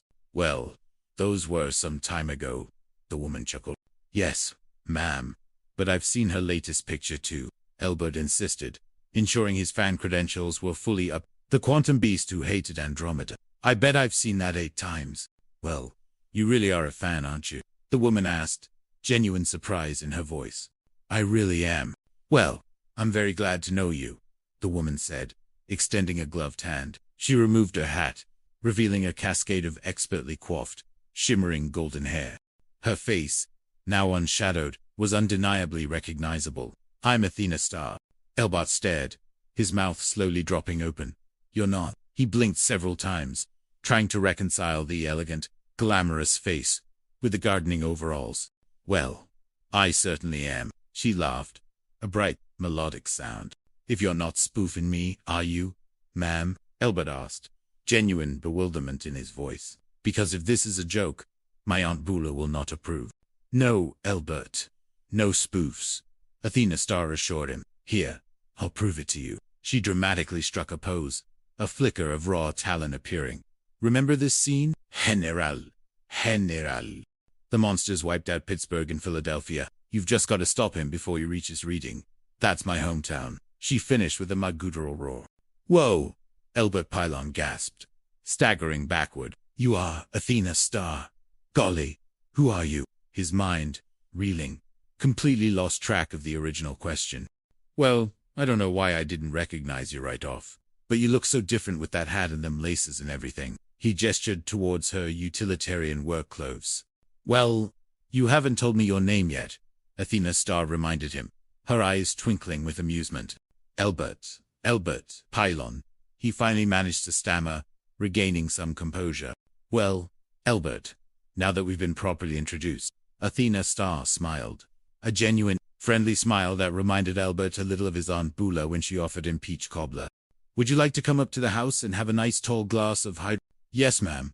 That'd be real nice. Albert Pyle beamed, his celestial gulch manners overriding any lingering astonishment. He had just met his idol, and she had invited him to a mansion for lemonade. Life, it seemed, was truly full of wonderful surprises. Inside the sprawling mansion, Albert Pyle, now on his third glass of chilled hydrolemonade, found himself remarkably at ease, sitting on a plush, silk couch in Athena Starr's elegant living room. The experience was surreal, yet utterly charming due to Athena's unpretentious nature. Here you are, Albert. Another glass of hydrolemonade, Athena Starr said, smiling as she handed him the tall, frosted glass. Thank you, ma'am. This makes 3 of them already. Albert Pyle beamed. Golly, if the folks back home on Celestial Gulch could just see me now, sitting here talking to a real hollow star, they wouldn't believe their ears. He took a thoughtful sip. That reminds me, ma'am, did you know that back home in Celestial Gulch, they used to call you the Annie Ruth Collins of Hollywood? Athena Starr, taken aback, laughed lightly. No, I didn't. Who is Annie Ruth Collins? Well, I'll tell you how it happened, ma'am, Albert Pyle began, launching into a detailed Celestial Gulch anecdote with gusto. You remember a hollow picture you was in called Private Astro Hospital? Athena Starr replied, recalling the dramatic role. Remember you was in love with this married doctor with the 3 children? Albert prompted. Yes, I recall, she said, leaning forward, genuinely curious. Well, the exact same situation happened to Annie Ruth back in Celestial Gulch. Albert Pyle explained, drawing the parallel. Only thing, he wasn't a doctor, ma'am.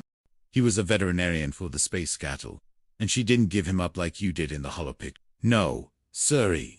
She married this veterinarian right after his wife run off with this traveling galactic salesman, and now the doctor drinks quite a bit of star whiskey. And Annie Ruth has to take care of the 3 children, and his prize. It's a sad situation all around. Albert paused, taking a deep breath, ready to continue the saga of Annie Ruth Collins.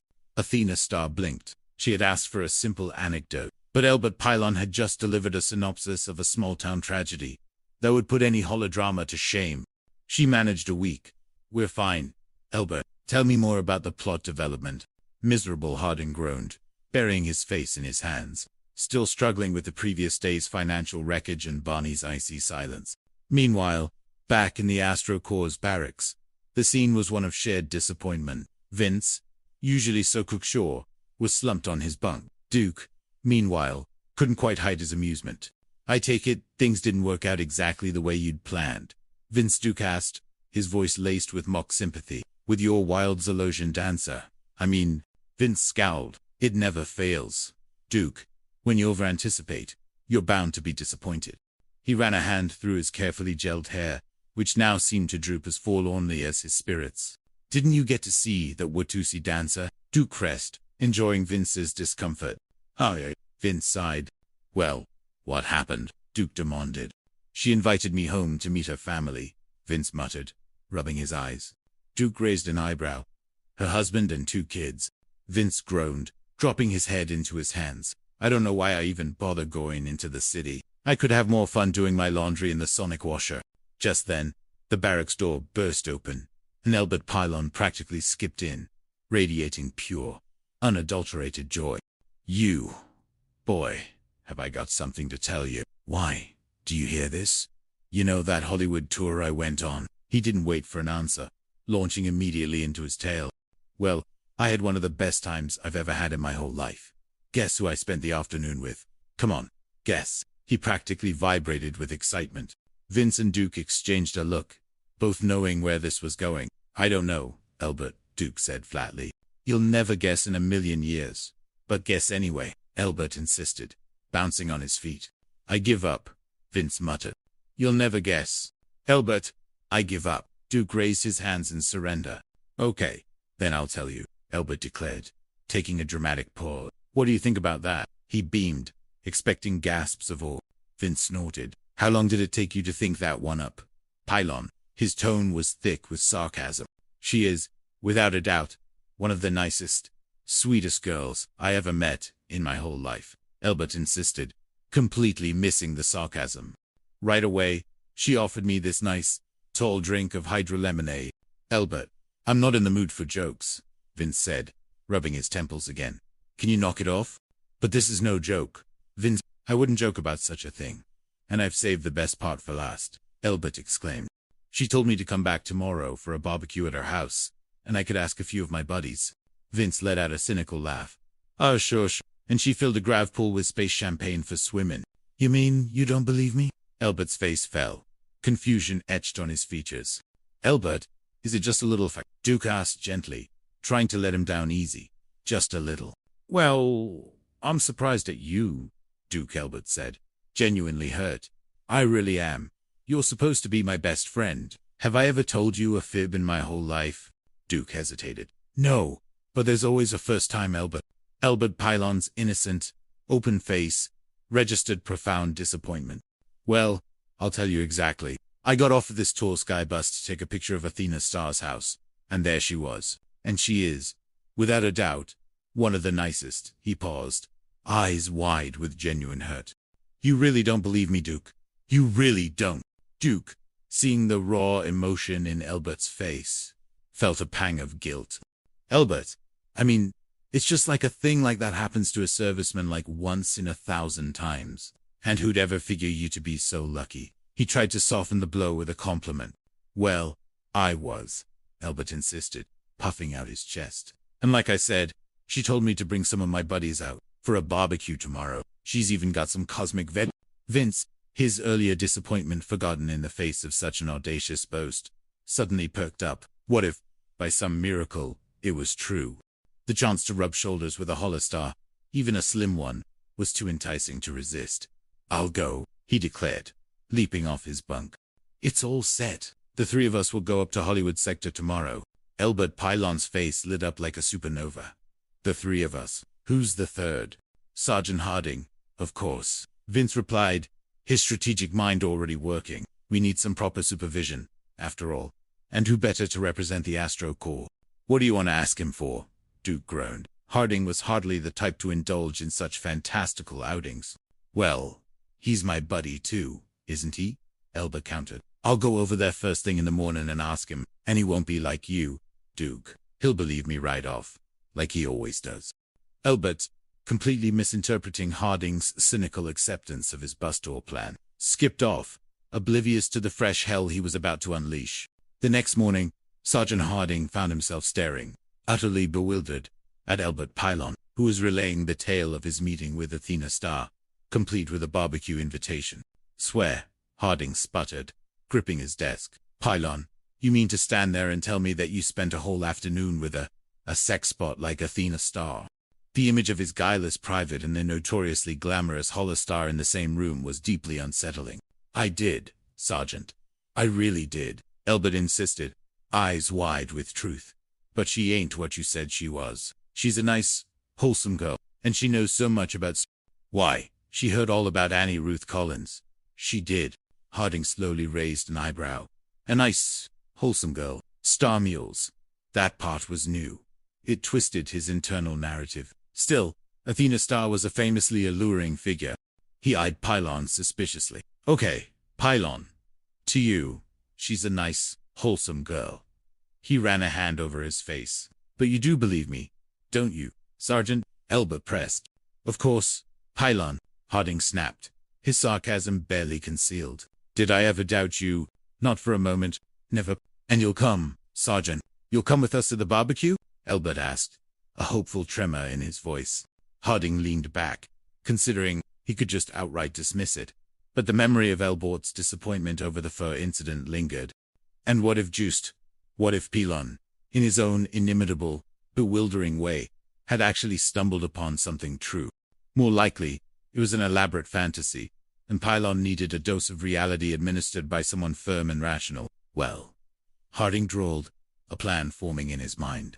Your clowns may not even know how to behave. You probably need someone along to show you how to behave in a classy house. He couldn't resist. He had to see this barbecue for himself, if only to supervise the inevitable train wreck. Okay, Harding finally declared. But for just one reason. Pylon.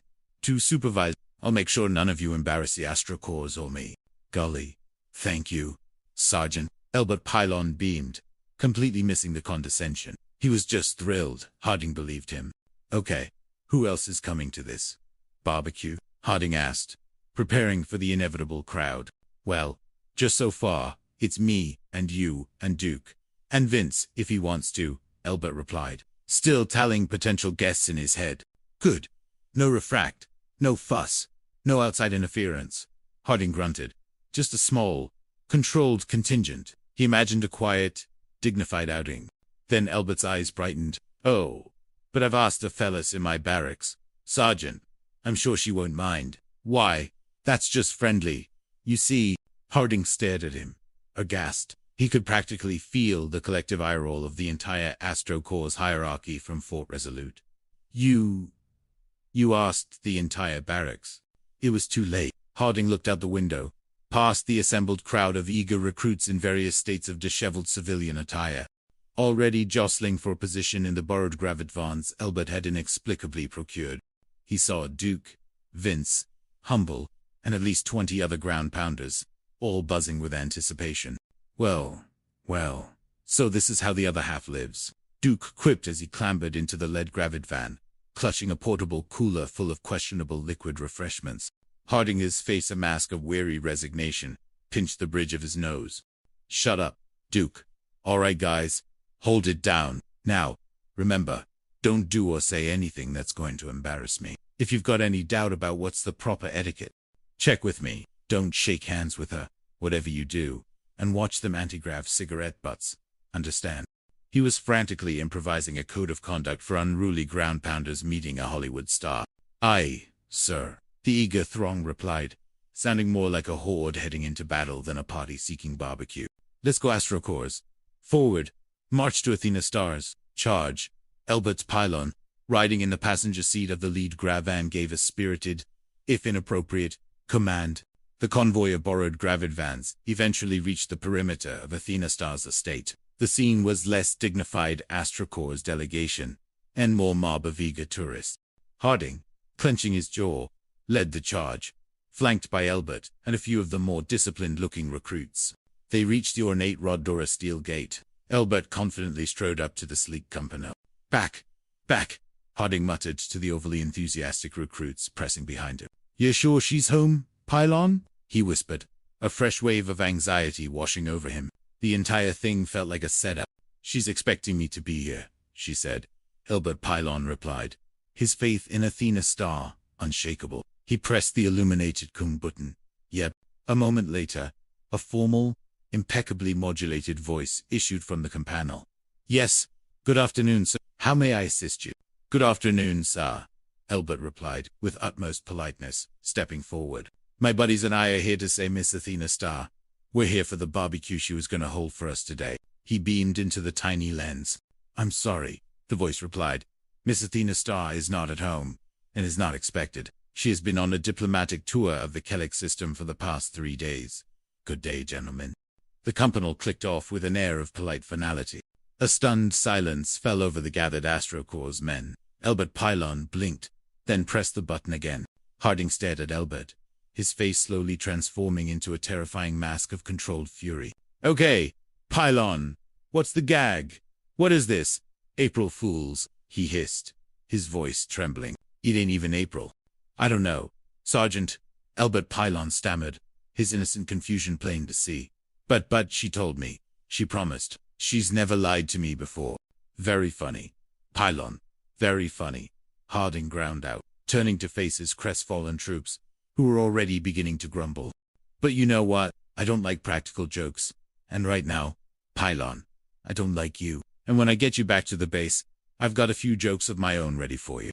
His voice was a low, dangerous rumble that sent shivers down the spines of even the bravest. As Harding began herding the dejected platoon back to the gravid vents, Albert, heartbroken, suddenly remembered a detail. Hey!